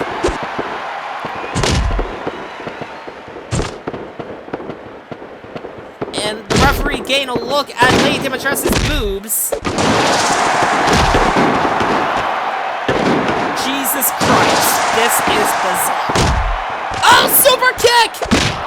Cover, but the referee is down. Aqua, barked by sleep on Lady Dimitrescu. And the cover, but they're not legal. Tuning up the band one more time. Got up, Snoop. Oh, roundhouse to the head. Super kick. The cover, Aqua in perfect position though. She clotheslines the ref back on. A clothesline to the ref. Oh, Schoolboy, but the ref is down. Lady Dimitrescu, looking at the fans on the outside. Focus on the ring, you idiot. Is this why we haven't booked you in so long? They're both trying kicks. Collision. Not AEW. Birth by sleep on Lady Dimitrescu. Kitana gets the edge. And now the schoolgirl. And going to school where reminds the schoolgirl. Kitana now has her. No. The crowd excited for this match. Oh no, good night nurse. Tombstone coming up. The tombstone. Referee position. Aqua just now realizing the pin is happening. Wheel kicks the ref. The fans, not fans of Aqua, I think, because she's the one with the highest momentum. Unless Mileena just pulled back down. That would make sense. Because I know Aqua isn't treated as a heel. At least, not to my recollection. Kitana, tuning up the band one more time. A 1, a 2, a 3, chomp. Super kick. And now she's really, hey, wait a minute. Wait a minute. The referee attacking Aqua. And now Aqua having to defend herself here. But she's caught up! She was caught up dealing with the ref that she forgot about Mileena! Tombstone! And the tag to Lady Dimitrescu! Lady Dimitrescu looking for the Splash Mountain! Oh! Kicking her! Ref, get out of the way! Splash Mountain! The referee caught up! Enziguri there. And now again, wanting this Splash Mountain! Got it! But the referee is still out!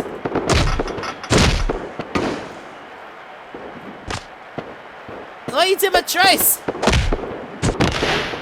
just beating down Aqua, making sure she's a non-factor!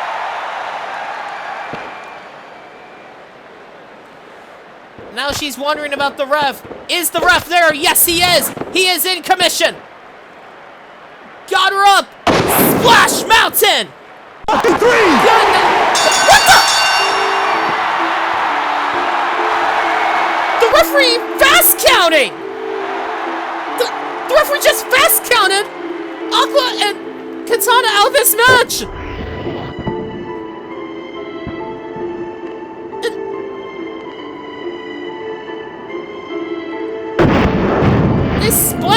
counts in. That's what gets the win.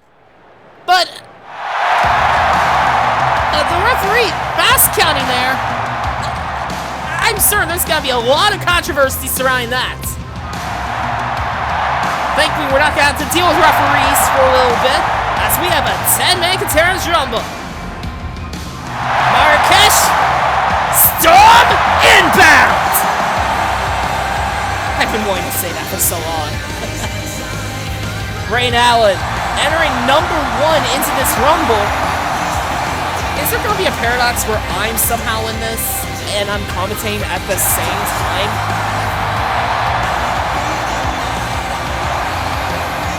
I mean, considering that Reptile and Firestar possibly made this show up on the fly, it wouldn't surprise me. Did Tails even have a part of this? Or is he still on vacation right now? I have so many questions. I'm not good getting enough answers.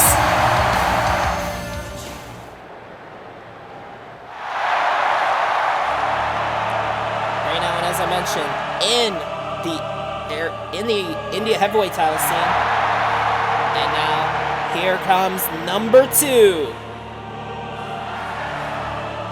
Evil, menacing music. This could be a member of the Banished. In this Contenders Rumble. Here he comes! It's not a member of the Banished, it's Broly! Broly, of course, potentially challenging for the All-Star Championship. Or is it the International?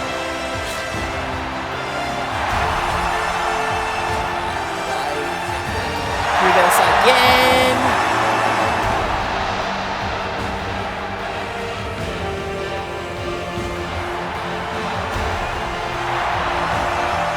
Oh, it's the All-Star, yeah. Broly potentially challenging for the All-Star. Broly, of course, a former member of the Banished, a former tag team champion with Savage. Unfortunately, he got scared of Lord Beerus. And we're getting this Rumble underway. This is a Contenders Rumble, so only contenders will be in this match, no champions. So thank God I'm not going to see Tyrell Donlin or Lord Beerus. I could very well see myself, though, and that would be weird.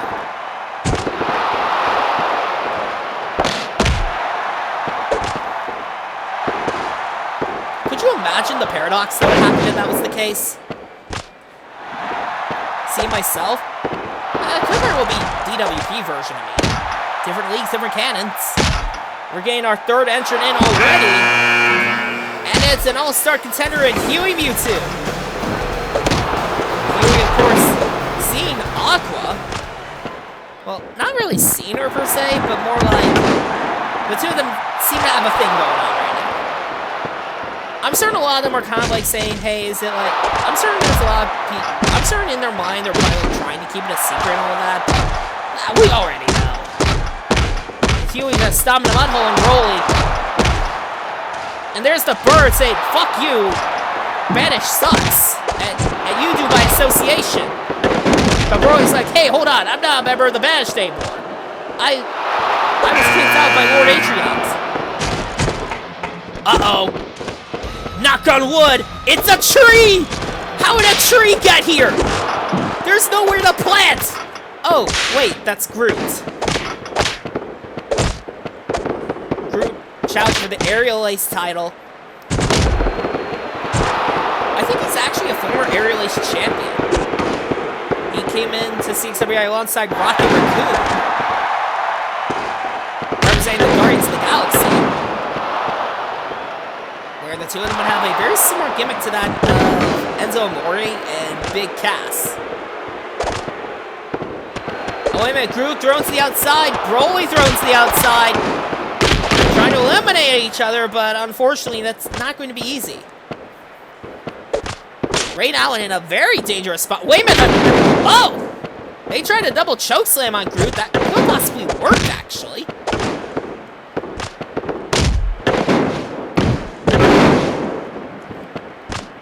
So you're probably wondering, hey, well, hold on, where's the next entrant? Where is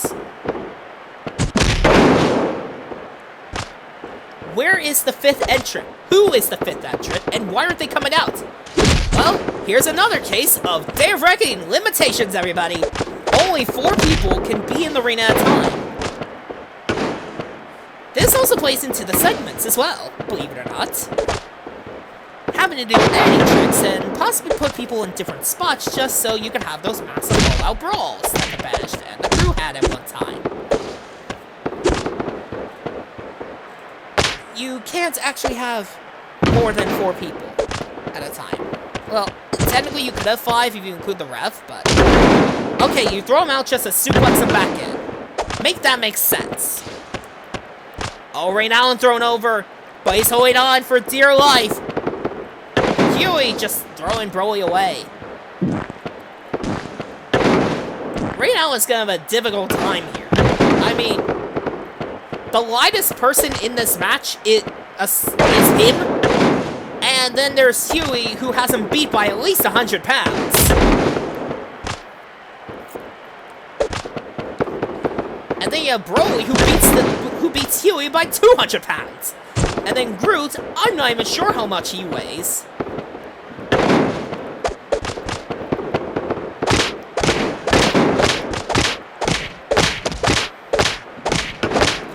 And now... Oh, he's got him up for that surfboard. Ladies and gentlemen, as a reminder, that is a 300-pound weight difference. And somehow he got him up for that. And somehow he's getting him up for this! Torrential Tribute almost locked in.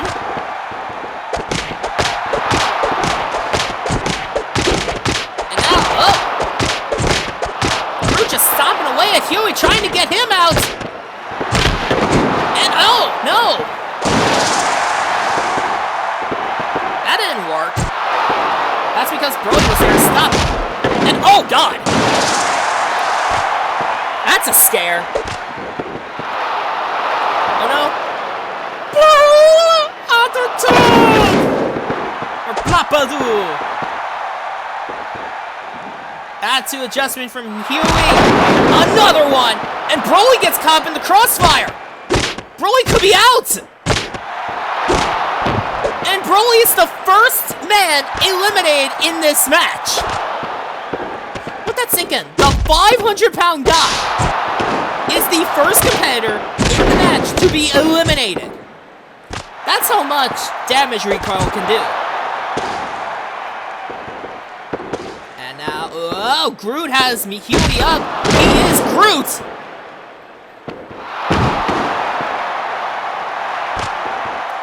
You know, it's funny. I actually tried. Some of our reporters actually tried talking with Groot earlier. I told him, hey, that's probably not a good idea. You're not going to get much out of him. But they're like, fuck you, Miss Matone. I am going to get something out of Groot. So they asked him what his thoughts were going into Hyperlink and his chance of winning the Aerial Ace title. His response was, I am Groot. Here comes number 5, Zadiusu Shasha. Representing, challenging for the international title. Came into NewCXWI after going to Mission 7, representing the crew. Hasn't really done much. He made it to the finals of the International title league, but to crown new International champion after BJC vacated. But aside from that, he hasn't done enough. Oh, wait a minute.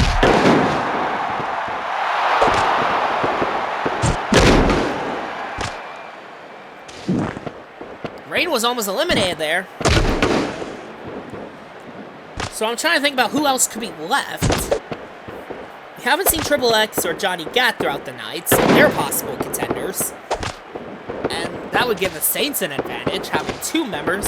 I mean, granted, I guess we already have that advantage since they have 2 members. We haven't seen Big Pete yet, so... Oh wait, he was on Egypt, and this kind of was an actual that, so... Looking at the rest, we could see Zavik and Sephiroth. Vince Ford still hasn't been seen yet, and then International. I already mentioned Vince Ford. Yeah, Triple X, Groot. Huey tried an attitude adjustment there.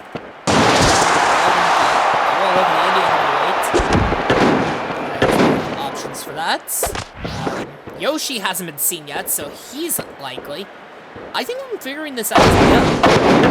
RPM hasn't been seen yet, so I think we actually just figured out the remaining 5. Well, Groot almost eliminated, gets speared back for his troubles. Huey with a Rana. You know, Huey being a Mewtwo is an athletic Mewtwo. Let's just say that much. Now throwing Groot over, I think Groot could be eliminated next. And we have a crew alliance going on. Except he's missing. Zaryusu. The reminder, it's every man for themselves in this. Right now I'm trying to think of what to do. Not much, apparently, as Huey with another Blapadu.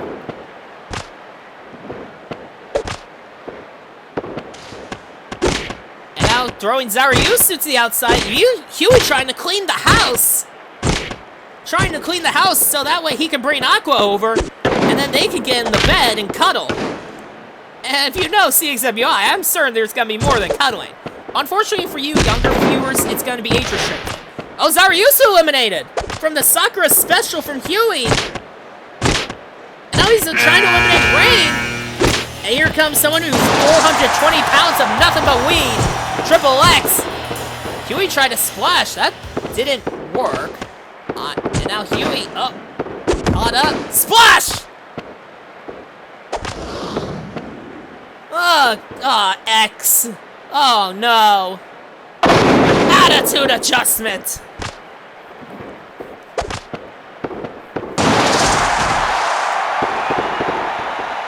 Actually, was Triple X even high tonight?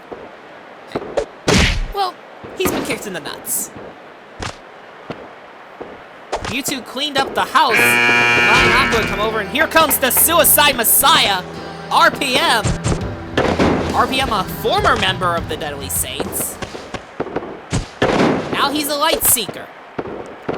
Is there really a difference? RPM remembering, hey, it's Triple X. I had a feud with him a little while ago. Technically, I guess he had a feud with him. Actually, it was Triple X that got involved in RPM's All-Star title match at Going Division 7 against Firestar. You know, the guy that, Triple X, the guy that Elba called a drug dealer.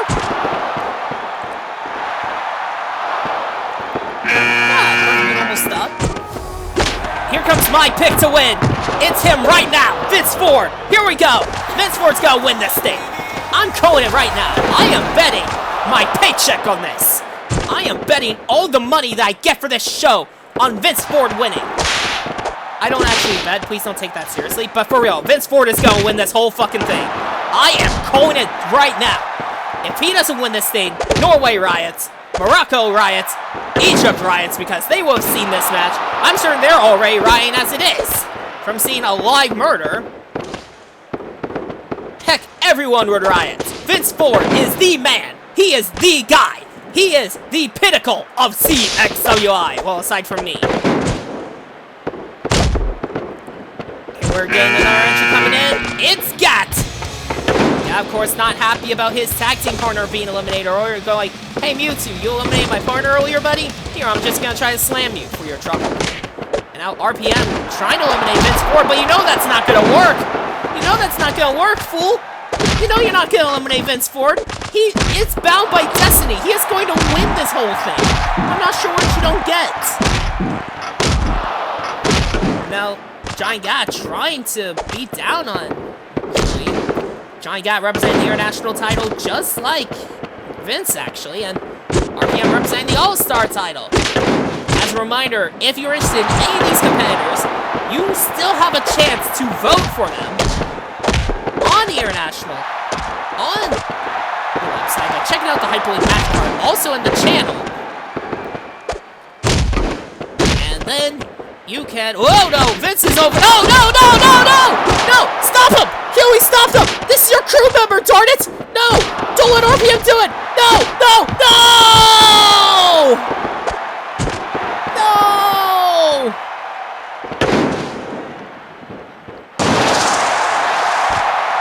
Vince Ford has been eliminated. No.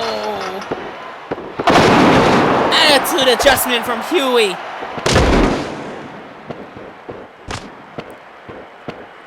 We're down to 3. We could be waiting for another entrant, or that could have been all of them. Oh, I know it. That actually could have been all of them. Oh, never mind. I think this actually is the final entrant. Now watch it be me. And we do this whole paradox thing. That would be so weird. It's Yoshi! Thank God it's not me. I don't think I could imagine what it'd be like for me to commentate my own match. I mean, I was asked to do this. And, you know, I don't really know how I'd be able to commentate my own match. I mean, I guess I could do it Excalibur style? Where it's like, oh, I'm the one who showed that. Yoshi is the last entrant. Yoshi also representing the India Heavyweight title. His tag team partner, Rain Allen, was earlier in the night. Earlier in this match, I should say. Yoshi, of course, he was in CXWI at one point.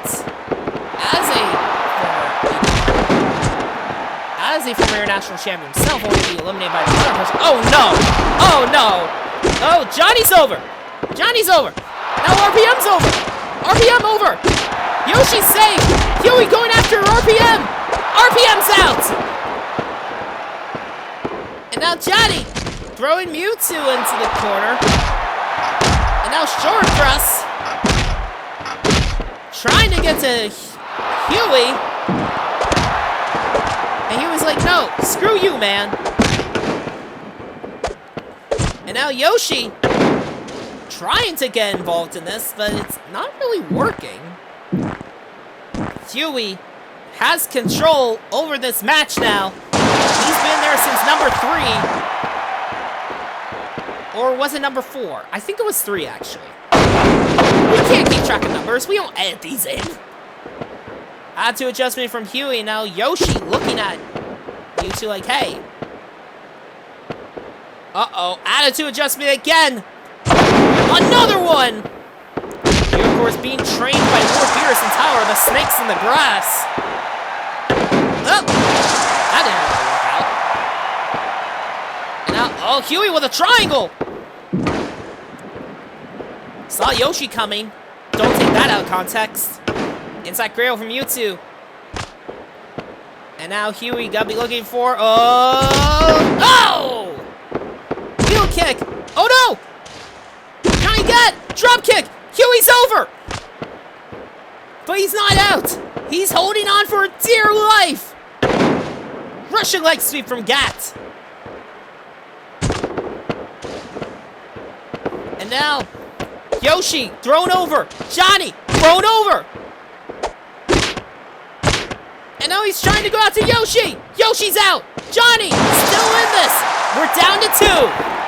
Johnny got Huey Mewtwo. Johnny throwing. Oh! Now Huey, triangle choke.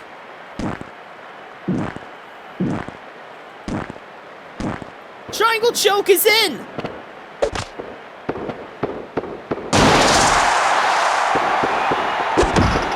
Splash! Huey! Wait a minute! Get caught him! Oh, what a punch! That could have been a brass knucks, but we don't even care! Johnny now! Has control! Oh! Drop kick! Tried a shoulder barge, didn't work! Oh no, that did though! Leroy! No! Wait a minute. Oh no! Johnny got! Oh! I think Huey just signed a death warrant! As that was a Saints Street Driver!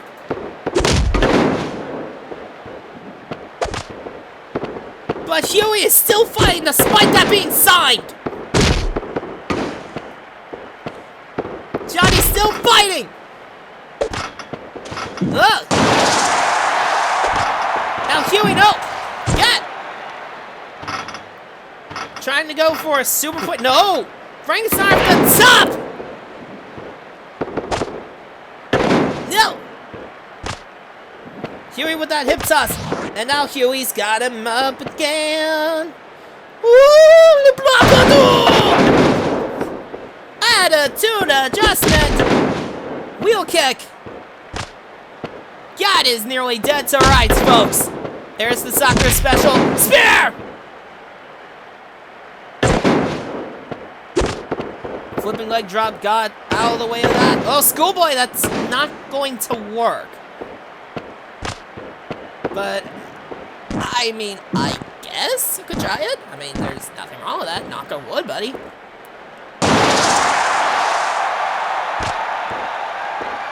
Johnny got. Trying nursing. Street driver, no.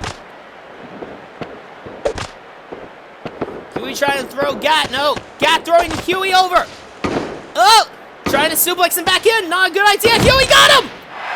Suplex out to the outside! Huey wins the Rumble! And Huey is ecstatic here tonight! I think Huey and Aqua are gonna have an incoming cuddle session, if you know what I mean. To celebrate that. Probably not. I mean, Aqua kinda got caught up with like, the fast counting ref, the ref attacking her. We'll have to talk about that. Anyway, now it's time for the main event of the evening. As we see the CXWI World Champion in action.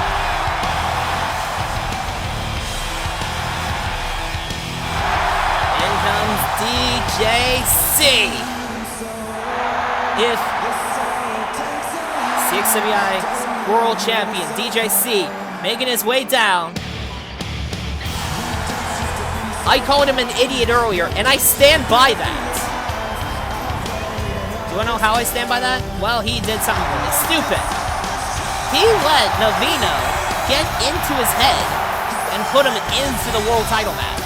Now he only has a 33.3% chance of winning. But if you got means to mix, well, you could do the Steiner match. DJC.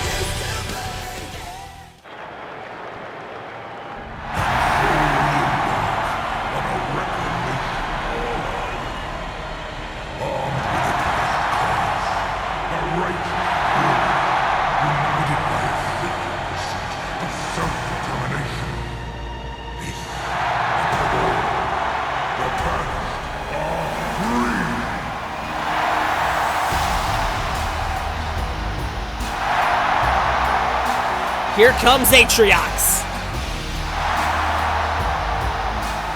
the leader of the Banished. Gonna be walking down.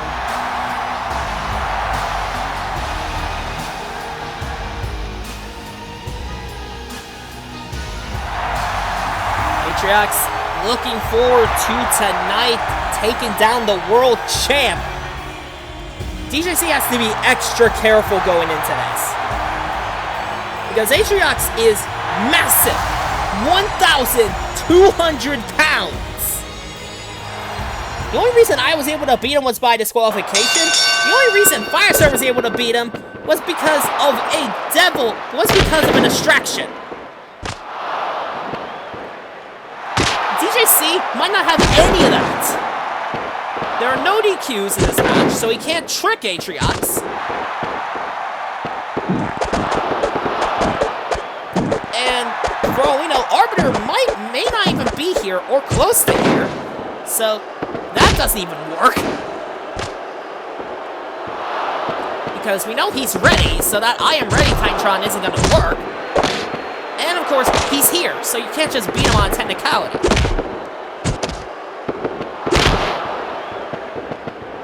DJC trying to fight this guy, but doing so, he actually got him off his feet! And the cover! Not even a 1.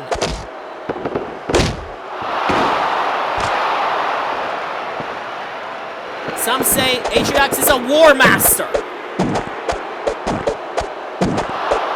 Getting countless wars. Seeing Arbiter as a traitor.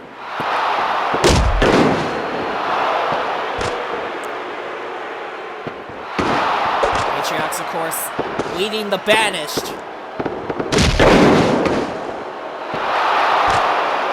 A group of villainous foes that most of them tend to have trouble winning those, so I guess that could be something.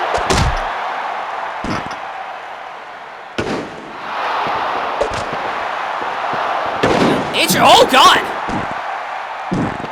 Going straight out, oh my god! Trying to pull that arm out of socket, and with how big he is, how strong he is, I'm certain that could have been a possibility. And if your arm is broken like that, that could be it for your career. Speaking of it, this match could be over. Oh my god! Whoa! DJC still picking up 1,200 pounds over his head!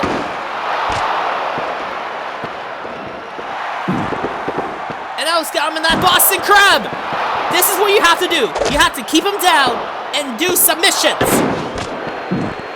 Unfortunately, that's not working right now because DJC is in fact the one that's down. Atriox loving that slam combination, that slam boot wash combination. And now just choking him again. DJC has nowhere to go, nowhere to run, nowhere to hide.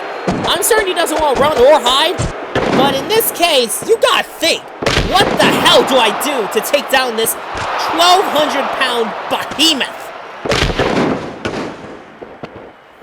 Did he study other matches, like the one that I had with him, or well, mine with Atriox would not be a good study? The one with Firestar? Well, no, that wouldn't work either because Firestar had a double G, and DJC doesn't have such a thing. I do know he has, like, an alter ego, though. I'm not going to go into that because that's not CXWI canon, but it's still something nonetheless. It could be CXWI canon later on. We'll just have to see. But Atriox right now, oh my... Missing that strike, thankfully. And now DJC going behind and... Oh, shoot! Cranks the neck! DJC up! CXWI on his chest! Double X handle. Boston Crab! Doesn't get it. It's gonna take a lot more than that to keep Atriox down. But he's doing it! He's gonna be looking for the moves. Wait, is he actually looking for... No. He better not be trying to go for that vertebrae. There's the clothesline. Oh, going up top. Blitzwolf bomb coming up! No!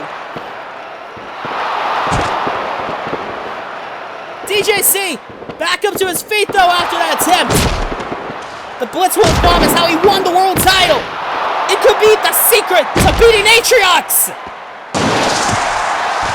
It could be the secret weapon that DJC needs. But it depends on if he can survive the oncoming onslaught of the War Master. Now Atriox, oh no, this bear hug. He doesn't usually win with this, not to my recollection. Why are we getting a view of the ref? Oh my god. Breaking the back every time. When that bear hug is applied, that's extra pressure to the back. Remember, this is 1,200 pounds with all this muscle on his body. So that back is getting compromised more and more with every passing second with this bear hug. Bear hug. There's the clothesline from Atriox. The War Master has DJC dead to rights. our champion, is in trouble. And I think we could be seeing Atriox seal his fate in oncoming minutes. The riot's on the wall. Wait a minute! 2! What? DJC's got him! No!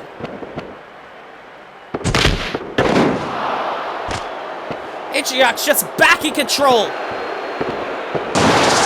What is it gonna take for DJC? Oh my god! Spinebuster! That high up! Also on the back! Now he's going back to this bear hug. I know for a fact DJC is not going to submit, but this bear hug is gonna continue to do damage. And for all we know, he could end up with a broken back. And if we see that animation, that could be lights out.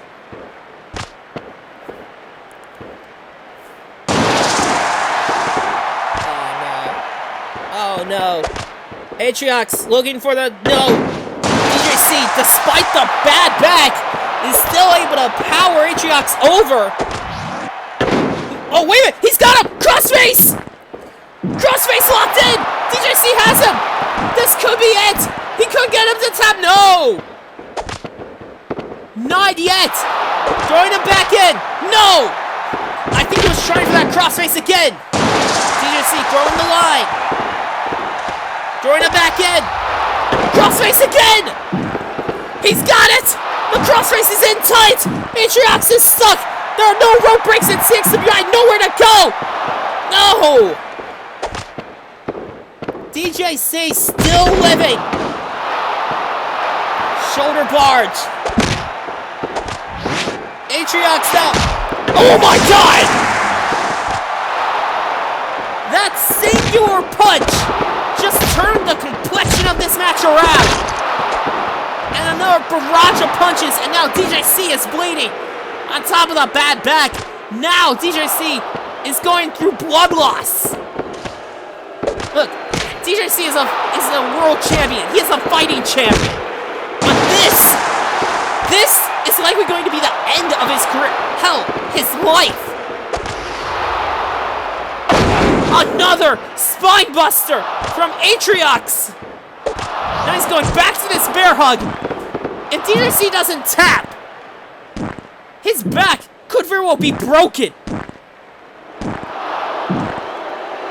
Just holding on to this. Oh my god. DJC is still getting up despite it, but look, I have to think DJC has like nothing left at this point. His back is fucked. He is bleeding. And the most he's gotten, oh my god, no. Oh my god! 1,200 pounds just hitting a leg drop. No, he's going for it again. Oh my god!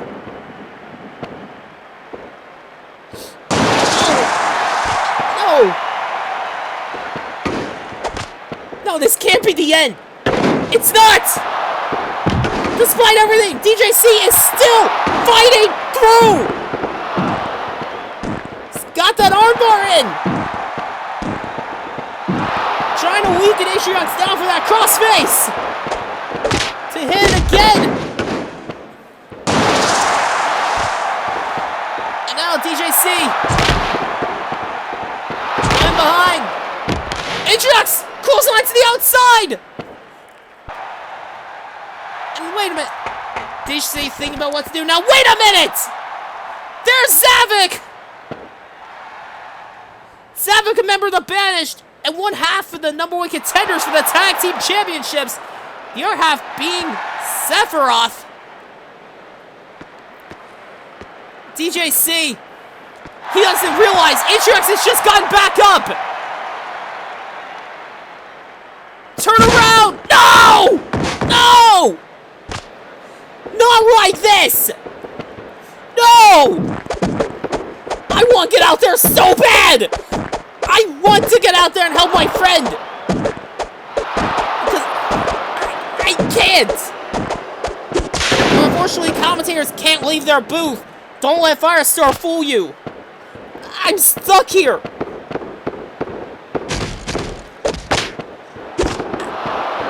be out there so bad right now.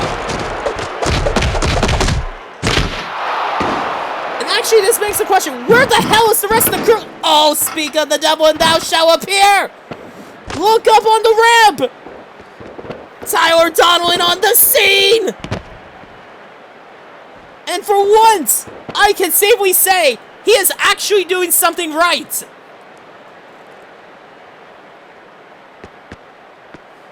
And Tyler now, looking at Zavik. This threat is neutralized. And now Atriox distracted. And now DJC. Oh my god, this could actually work out. Oh! Brass knucks in the back of the head. Holy crap, that actually worked. Now the armbar. And DJC attempts to... That's not gonna work. That's 1,200 pounds. No one has lifted 1,200 pounds. We've seen people pull 1,200 pounds, I think. But I've never seen anyone actually lift that much, let alone give it a suplex.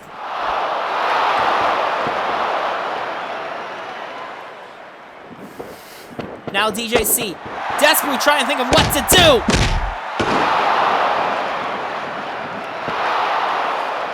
These brass knuckles are effective. It could be what the doctor ordered.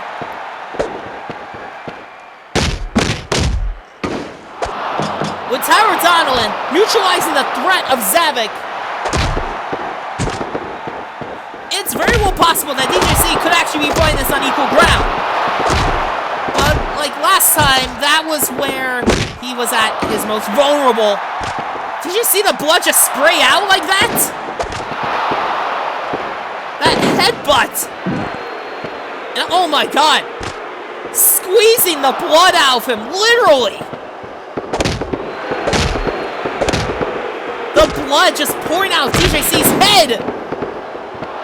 How much more does he have left? Does he even have anything left? German suplex!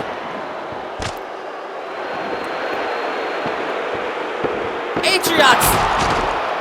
Like, despite the moments that DJC has had in this match, this has been Atriox's match.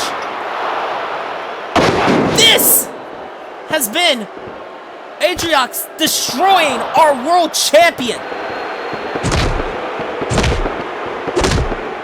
This monster of a man. Or whatever he is at this point. I don't even know.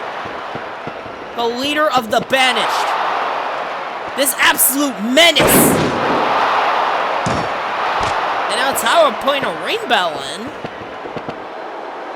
Are they trying to put the weapons in? So there's a dropkick. DJC realizes, gets the bell. Now he's waiting on Atriox to get up. Now he's got him! Hits him with the ring bell. I'll try and hit him again! No dice on the blood. You'll know when the screen flashes red. Still, no blood. Now DJC, I think DJC tried picking up the brass knuckles that Zavik said earlier, and now DJC is using them. This is what you have to do. In matches where weapons are legal, you have to use them to get to Atriox. And finally, Atriox is busted open! Finally, we have blood coming down the face of the War Master!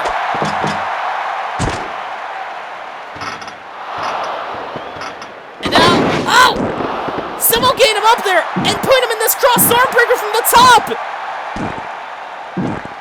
DJC, despite everything, is still finding a way to fight through! Oh no, we missed! Oh no, not again! That left hand of Atriox has been the equalizer. Has been the statement saying, you may think you have me down, but I can put you out with one punch. tries to find me, I can still knock you down. Try to deny your fate, Dylan. But I am here to say no. I am here to conquer. I am here to rule this kingdom. I am here to slay you and everyone that stands in my way. That is what Atriox is saying.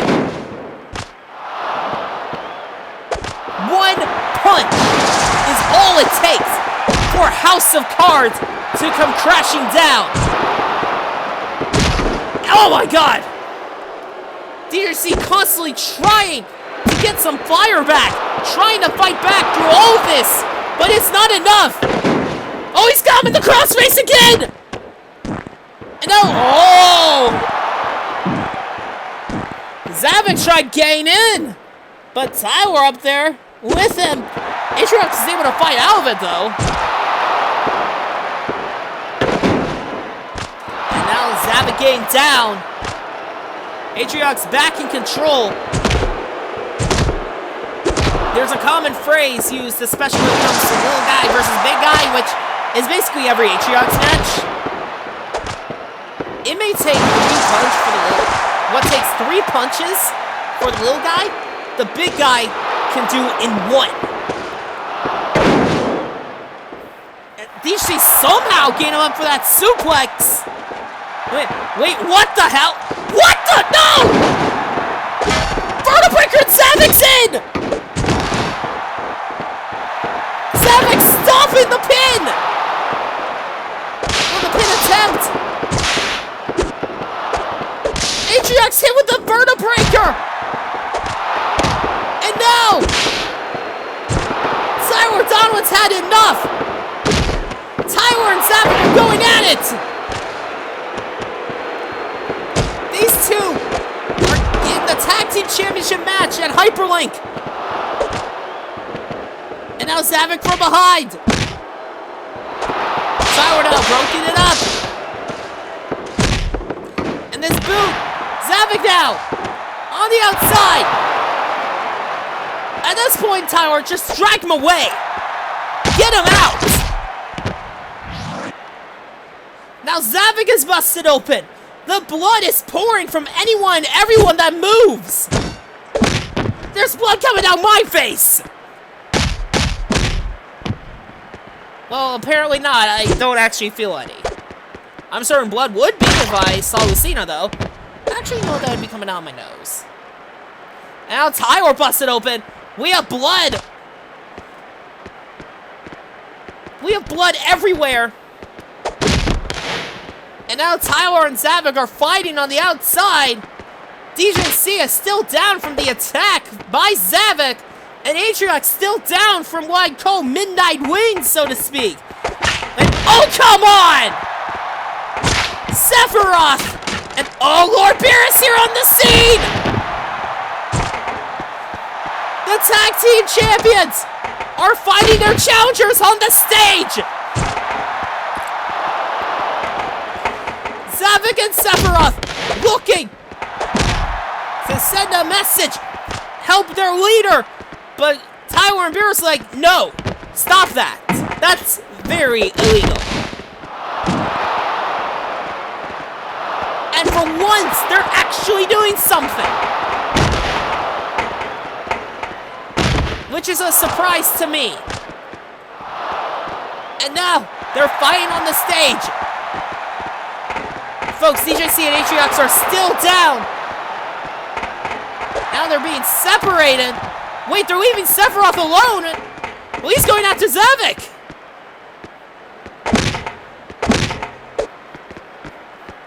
Wait a minute. The Tag Team Champions double team.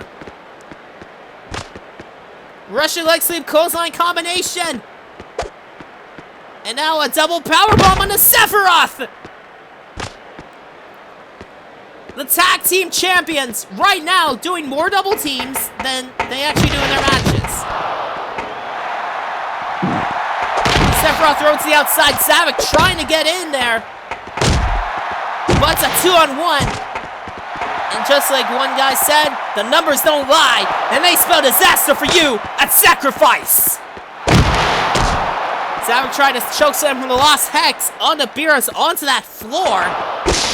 Unfortunately, not gonna happen. Zavik now trying this head scissors again. This modified octopus stretch, but that's not exactly something you want to do in a brawl like this. And now, it takes two to tango. Double suplex on the Zavik. Sephiroth getting in. This fight is still going between champions and challengers. Meanwhile, DJC and Atriox are still out on the floor. Look back and watch me smack that, so to speak. There was a bubble bomb from Zavik. And now trying again for that chokeslam from the Lost Hex. But it doesn't work. Zavik just caught up by Tyler. And now Tyler throwing Zavik down. Zavik back up. And now Beerus throwing Sephiroth down. The tag team champions sending a message to the challengers. And their job is done. No! I forgot about El Navino! DJC had just gotten back up! Now El Navino! Attacking DJC! DJC trying to fight through! No! Not yet! DJC already having gone through pain! Go cutter! El Navino! And now, a gold standard! Hellraiser!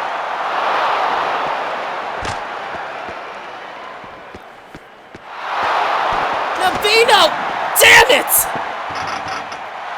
Navino getting involved! DJC still fighting though! He's going after the knife! He's going after his guaranteed challenger! He's got those midnight wings! Burner breaker!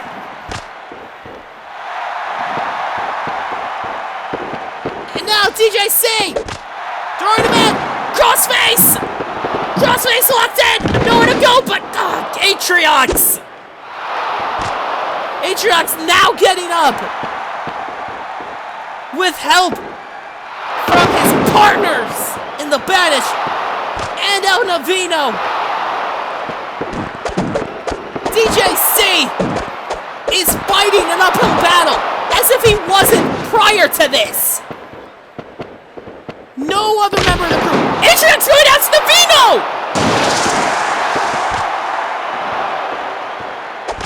Atriox saying, I can do this with my own team! Chainbreaker! Now throwing Navino out! And now, he's going for this bear hug on a DJC! The referee checking, he might have to call this! DJC, I know it's not gonna tap himself! The referee calling it off! The War Master picks up the win over the NewCXWI World Champion. Game momentum set for his match at Hyperlink against the Arbiter. An Iron Man match. Speaking of, Arbiter tried the miss, didn't work. Oh, what a kick!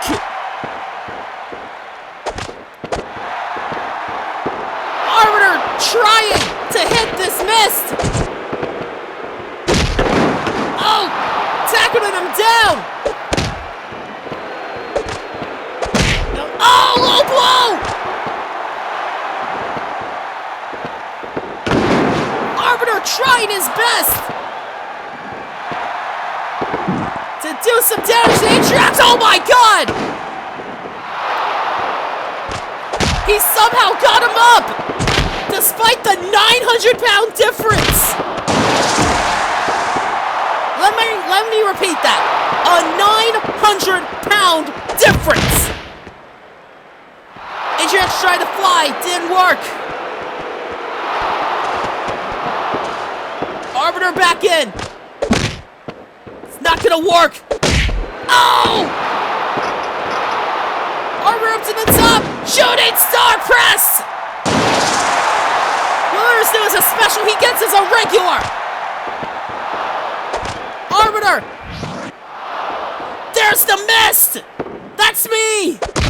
And the kick. Atriox is down, but he's not out. Arbiter gonna be looking for more. Gonna try for more. Atriox, Slamma, Alabama. Sweet home Alabama.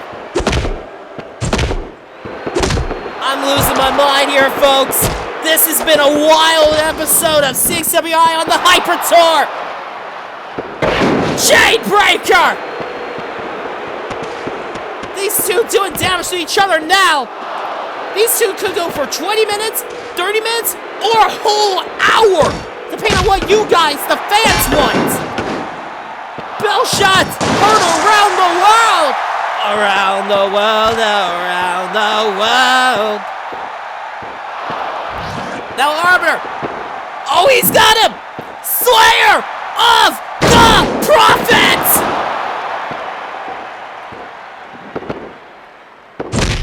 But Atriox is back up. The referee getting caught up in the crossfire. At this point, I think he should just get out of there. He's not doing anything to help. He's not doing anything to break this up. These two are just going at it.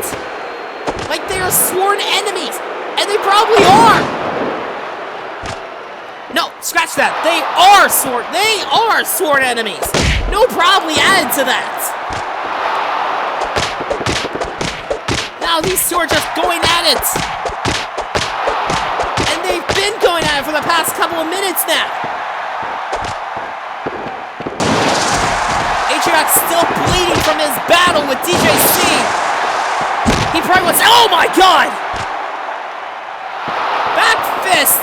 Probably saying Arbiter's head to the future! And oh god, this bear hug! He could be trying to break Arbiter's back! So he doesn't even make it to Hyperlink! Oh my god!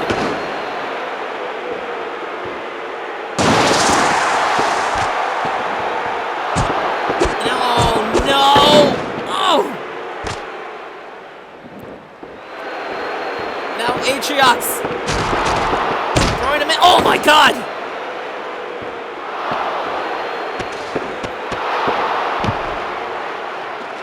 We need to check an Arbiter. We need to check an Arbiter. Make sure he's alright after those two back fists. We also need to check on DJC if we can. And where the hell is the medic team? Are they being questioned in Egypt too? Wouldn't surprise me at this point. The security probably being questioned. I mean, that's why I'm here. Elbot's being questioned by the authorities. Thankfully, I haven't. And none of these guys have. Oh, no. Oh, my god. Oh, my god! The sheer brutality of this fight! One of these two are gonna be injured by this! One of these two could die! And we aren't even at Hyperlink! These two are just going at it! No one is stopping them! That kick square to the head! That kick to the chair that was launched to the head of Atriox! And both of them are down!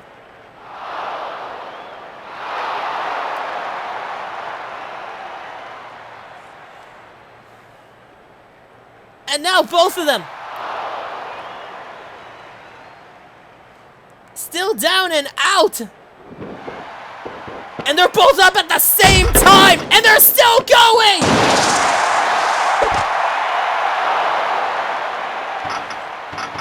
And now Arbiter trying to go a little old school! Oh! It's crazy, despite the pain that these two have been going through, they're still able to pull stuff like this out of their ass! Slayer of the Prophet! And Atriox is up! Like I said, a 900-pound difference between Arbiter and Atriox. And that's Arbiter with the armor. Without it, it's near 1,000.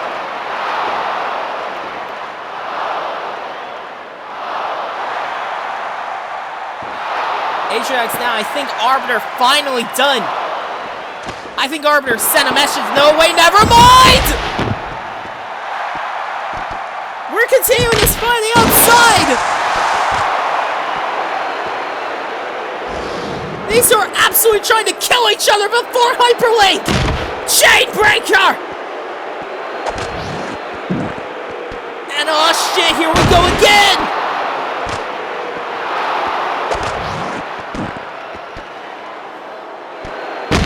Oh my god!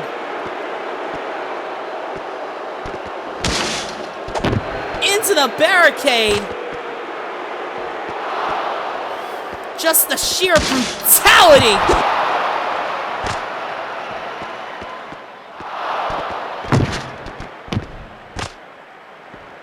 These two just going at it! Oh my god! Just punching away, but Atriox getting back. Oh my god, a kick! Atriox back up! Trying again, no, not gonna work. Sweet home Sengalia.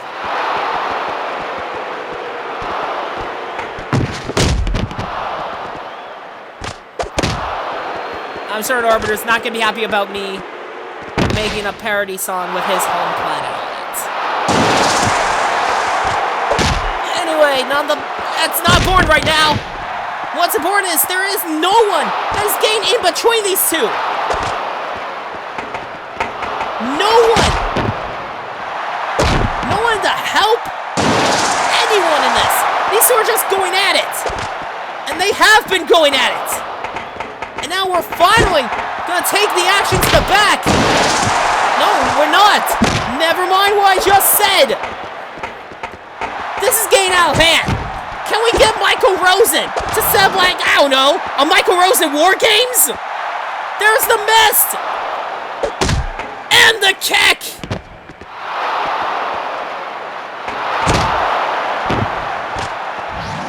The headbutt and now, oh no, not again. Now Atriox, my god. He's gonna look for the chain breaker on this metal floor. Oh, Arbiter Spain mist in his face.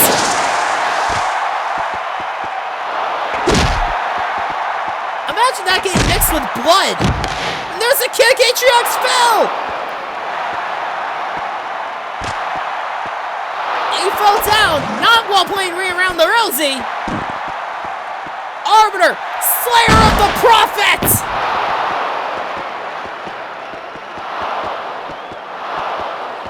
Arbiter sending a message to the War Master that he still exists.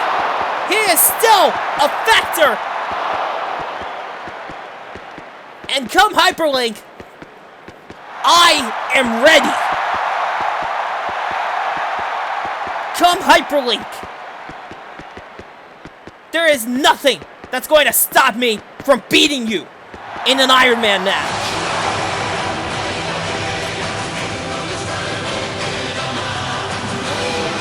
Now, what roll?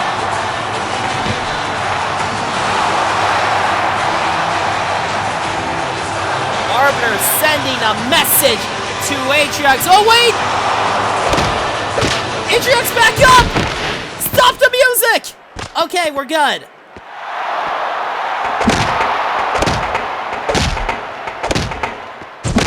Atriox, not done! The War Master is not done until he has dominance. And now Atriox with this power bomb.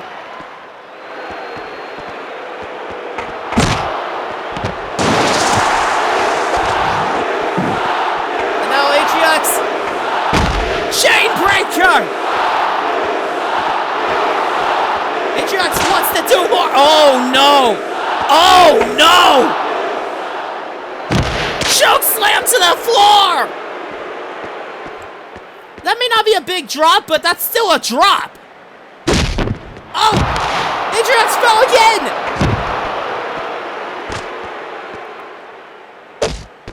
This fight is still going on between them.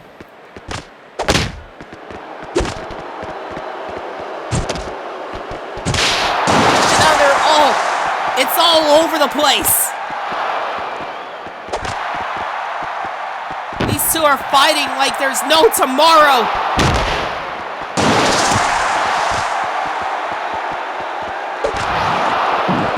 And now, oh, Atriox!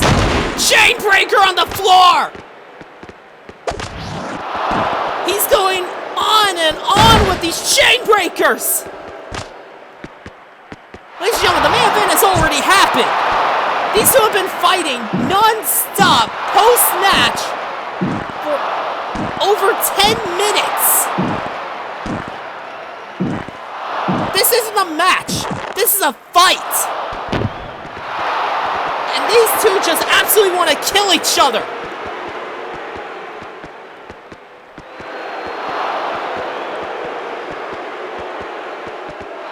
Now, Atriox, I think he sent a message. Atriox is saying, you can be ready, but I am the War Master, and you are my bitch. And Arbiter's not gonna take that lion down. It could be my statement that woke him up. And now the Arbiter continuing the assault. Atriox gonna fight back. The two of them just fighting on. Oh!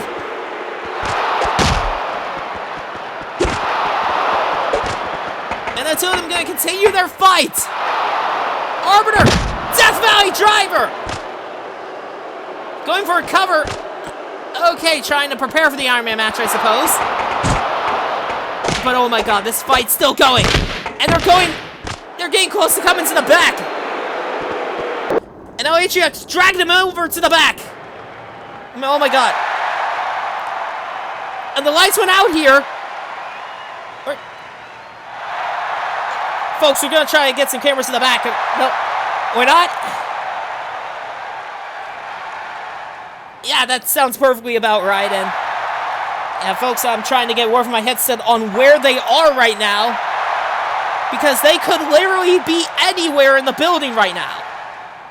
I mean, they could be fast. They could be anywhere, and I could be none the wiser. We don't know if we're going to be able to get cameras on them at all for the rest of this, but, well, ladies and gentlemen, thank you for joining us in the Hyper Tour from Morocco. This is Mr. Tone, and wait a minute. Wait, they're coming this way? Wait, yeah, I see them out there. I see them out. Oh, God. Oh, God, I have to get out of here.